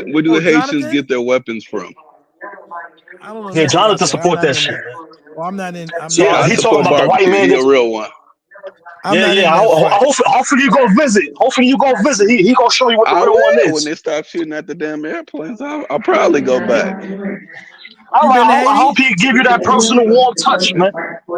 Show you what the dumb shit Brother, is, you bro. got to stop being scared of everything. That's not cool. All right, all right. I know what's what, bro. Yeah, you do, but from Yeah, America, you you can't gotta lower be your scared mic. of everything. Go into the settings and lower your mic. Your mic is too loud, bro. Whose is that? Pressure. Your mic Oh, way that's too loud. Prince. He's at work probably.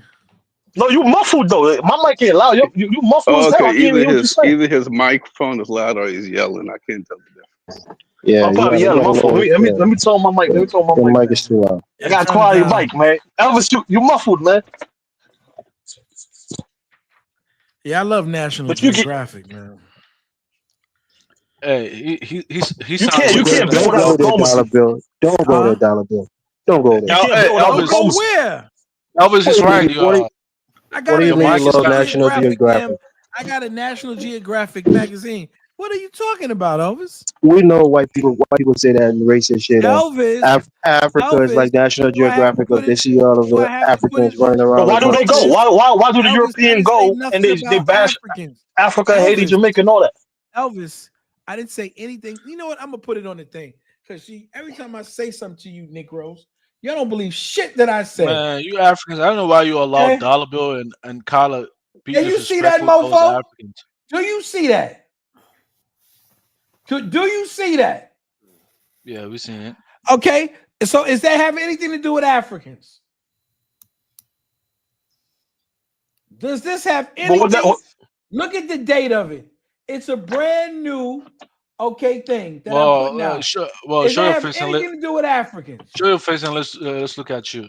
Yeah, look at you. Look at. I was gonna say, look at your own ugly ass, nigga.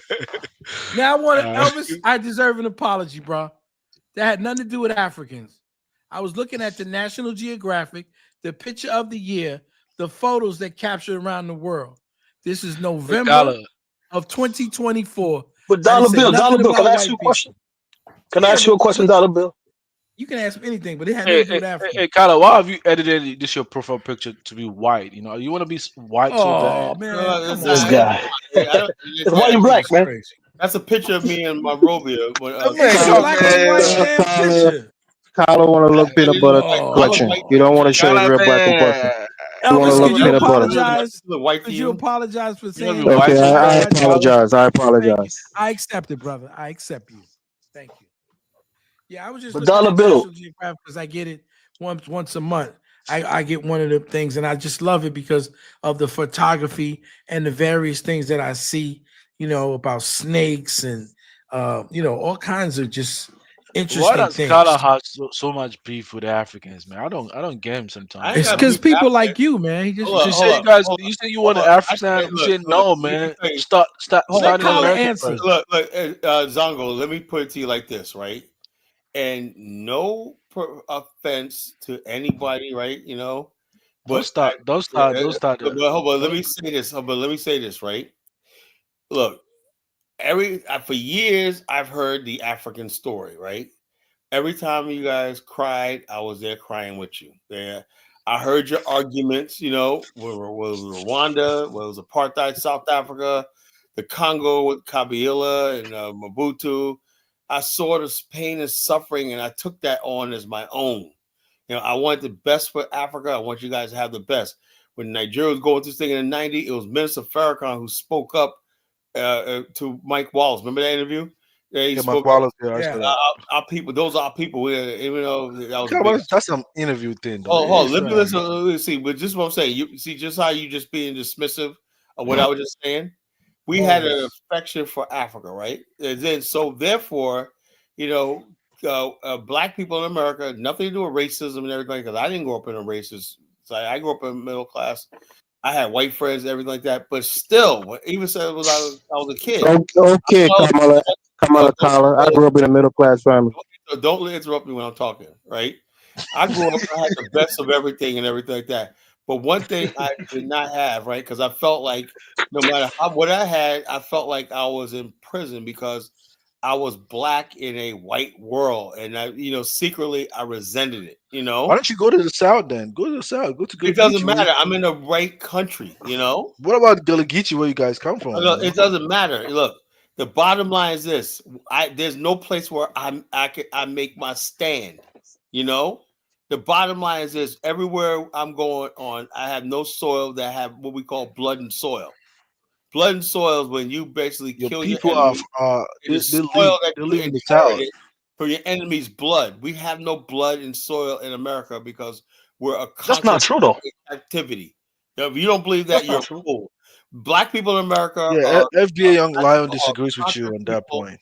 in captivity, and the FBA is nothing but a celebration of their captivity. When they say I'm a foundational Black American, all they say is I'm a captive Negro in a white America. I'm saying after looking at my history and everything like that, how we got here and everything like that, the end game is like this. Just like it was a 400-year journey, now it's time for us to become a people, and it's time for the journey home to be a nation. African Americans they disagree with you, man. What you saying? How you know? So Look, I mean, I disagree with that's why they have to be educated. So the whole no, but problem is Carla, no, person. Wait. So the whole problem go is ahead. Carla is using his whole personal experience to create some sort of an ideology No for kidding. everybody. Are you guys listening to Carla? No kidding. The Afrikstan I mean, basically really, is my and life. you guys My are life buying story. into his ideology The based on his own personal Afrikstan is my experience. life story. Why? You know why, Dollar Bill? I mean, not Dollar Bill. You know why, Zongo? Excuse me, Dollar Bill. I mean, you know why? It's because most Black people, when they like Jay Sanders, like he don't believe I grew up middle class. Most Black people in America, right? When I see them, like, let me perfect example what I'm talking about. I had a lot of friends when I was growing up that that was envious of me because my parents lived in a nice neighborhood and everything. Some Yeah, of that's because you grew up in a middle class family, them Carla. hold on, were jealous of the kids that lived in Arcadia, the Black kids that lived in Arcadia. They had the same type of neighborhood, but their parents were all like professionals, college educated. My parents were my father was blue collar, so there was all that tension there and everything like that. But the bottom line is this: there was people that grew up in the project, but you know something?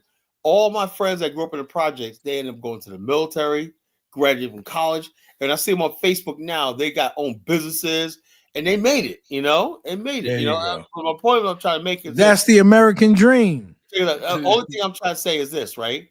I had all that all my life, right?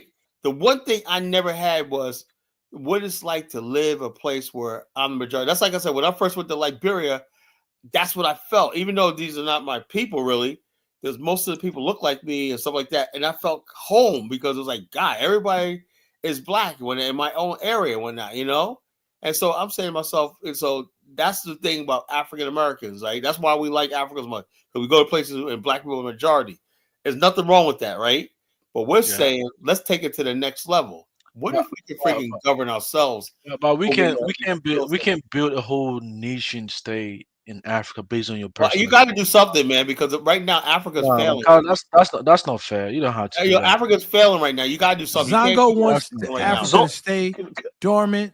He wants it to stay Africa's backwards. failing right now, bro. That's unfair. You know what it is, Kala? Zongo. You got to realize Zongo's came from to a create poor an ideology. It has to constitute. He came from a or poor has situation. to represent the entirety of the whole group. What Zongo wants to It is, do, he I wants to come to America. peculiar personal experience. He wants to come to America and get some wealth in America, so he can go back, okay, and be like the people who oppressed his family. Locals. That's all he wants Kala, to do. man, I mean, You're the real colonizer. Do you think you're a narcissist, Kala? I gotta go, guys. I got a job. That's what you sound like, man, Kala, man. We don't want to take care, Dollar. Anyway, God bless. Gents, I enjoyed it. All right, Kala. brother. All right, Dollar Bill. I'm gonna give you a call tomorrow, Dollar Bill. Look out for Yes, my brother. Peace. Man, Kala, that's Peace, not God bless, man. God bless. Ideology, God bless y'all. Peace. I mean, we get it. When you started it, Peace, you were bro. young, reading a lot of white books. You had some Oh, inspiration. I read a lot of. I read. Look, philosophy's opinion of Marcus Garvey. I read the history of the world, man. And, The bottom line, and you had some sort of Zongo. Let me theoretical say inspiration. Right? That is the reality. Man. So what you're saying is 45 million people should not know what it's like. Look, bottom line is this. I don't give a damn about Donald Trump. I don't give a damn about Joe Biden. Why are these people fucking governing me? But Carla, can I ask you a question? Because you think that's right? Prison, What go do you ahead, think man. got to do with me? Carla, be no, realistic, right? you're pessimistic though, Carla. One second. Go ahead. Carla, be realistic. Of the 45 million people, how many of them you think are going to follow you to your African? All we need is like 5 million. I'll be good. 5 million people will follow you there to Africa to start a new nation. Those 5 million people basically will dominate the black people still staying in America because they have no choice. I'm telling you, to get 5 million black Americans to follow you, that's a tall order. We'll have political power over the mass of black people in America because we'll. Also, it's simple. Black people in America have no political power right now. So the only thing they have is we're going to be on a thing, just like Israel has power over the Jewish people. So you think LeBron James is gonna leave everything and go follow you? Yeah, we don't want LeBron James, but you can keep that motherfucker. But the issue is that you're gonna have a section of African Americans who want to go to who would want to go to Africa. Let me finish. I'm not asking for everybody. We're gonna be selective. Matter of fact, we're gonna be selective on who goes when not. And that's the problem. And then I want to go. And that's the problem. You could wait. Listen, man. And that is the problem. You gotta apply. You gotta be applied. Kind of listen though, and that's the problem. You're gonna go there, create chaos in Africa, and later. Wait, let me finish, man. Come on, man. Out of chaos comes what? Destruction, man. No, destruction. Chaos comes order. No, it's still destruction. Just like what you guys did in Liberia. Elvis, check us out. When the earth begins to settle, right, and you idle and settle on that, God throws a stone at it. Order. Why is God throwing? Elvis, you're not clear, Elvis. When it settles on that, because the God don't want us to settle in mediocrity and everything. I said order account. What? Order account. I don't know what you're talking about. It's Latin for order out of chaos. Order out of chaos. Tell Zongo that, man. Was that from Kron? No, but Carla, you're not. First off, you said that your people don't have blood on the soil. Order comes out of chaos. You guys fought on a lot of wars here. Yeah. So what? That's what the world's built on, right? Wars and conflict. No, but you saying that there's no blood. You said almost. If there's gonna be, you spoke as if you have no pride in the history of African Americans. I can let you look. I want conflict. How about that? I want conflict. I want to. No. You're missing my point. My point was that you said that African Americans didn't have no blood in the soil, but that's not true. They fought to free you. You see, it's a repetitive thing. You're not appreciating. Hold up. Color wants war always. You don't want peace. If we had blood in the soil, we would have been able to grab like 2 or 3 states, but that wasn't going to happen, right? You don't want to, though. You don't want to. You touched on this a couple shows ago. You said that people prefer to. Because we were fighting somebody else's war. That's why. No. You guys don't want to. Even the Nation of Islam used to preach having their own states. We had no choice. We were in bondage chain. We're outgunned. Right. We were outnumbered and outgunned, man. We couldn't do it. So who's preventing you from getting up and saying, you know what, we're gonna all move out of America, bro? Stop it, man. Stop it. It's not gonna happen. We're all gonna move to Virginia. We're all gonna move to Georgia. We're all gonna move to the other parts. Bro, it's not gonna happen. Who's stopping you? We don't want to friggin' anything in America. How about that? In America, if I'm going to America, I'm just gonna basically become an American. I don't need to like that. But you need diplomacy anywhere you go, whether you build here or in Africa. You need some level of diplomacy and respect for one another. You can't just say, "Oh, F this leader and F that leader." Give them respect, The fact that we're coming in the first place is showing respect, No, but you're coming in with the energy of, we almost like a killmonger. Hold on. Like, this is our shit. We're taking back our home. And between Haiti and Africa, having white people, Chinese people raping y'all and whatnot. Please don't tell me about my energy coming in. Stop it, man. I don't want to hear it, You're not being. I'm telling you how you come off. Like, if you come off as a brother, people are gonna welcome you with open arms. At this point in time, I really don't care anymore. I gave 35 years to that shit, kissing that African's ass and whatnot, and that's over with. 35. So you went to the Nation of Islam and sat with the leadership there and talked about an African plan with them. Yeah, in America, did you do that? Talking about it back then, but the people. No. Did you do that? I'm talking about you. Not they. You. Did you sit down? with the leadership there. Well, hold on. Yeah, my What they, leadership, my local leadership. But the bottom line, everybody was on board and whatnot. And then Farrakhan, after the Million Man March, when he was feeling himself a little bit, he threw the idea under the bus. I don't need Africa. We were the one who galvanized the shit for him, you know. It wouldn't be no Million Man March for the black nationalists, you know. And he threw us under the bus and whatnot. So we're like, what the hell? We had no leader after that, you know. no, but there's black nationalists in Ghana. There's Nation of Islam people in Ghana. There's the black church individuals that still travels in and out of Africa all the time. Yeah. We need a different level of black nationalists, man, that basically know what to talk about, man. The bottom line is like me, my brother David Hitt, we're black nationals and know what we're talking about. There's a lot of people on our level. You got people like 50, 60 years old still quoting Garvey and whatnot. Dude, man, come up with your own philosophy. I said that to these dudes that went on the tour with me in Liberia earlier this year, right? That dude's 75 years old, still like, well, Dr. Such, you're 75 years old. You should have your own philosophy right about now, And they was like, well, Kyle, you say too much. Yeah, I know. I know what I'm talking about. Then when I prove what I'm talking about, they're like, yeah, but I didn't hear this from the teachings of such and such, such, such. I don't give a fuck about the teachings of such and such. I respect them and everything like that, but I got to think for myself. I can't live on what somebody else said 50 years ago. So that's the way I see it. So anyway, fellas, whatnot, you guys can stay on. I'm going to bed. I got to get up in the morning. A long, productive day ahead of me. So y'all take care. All right, bro. God bless, man. Brother. Peace.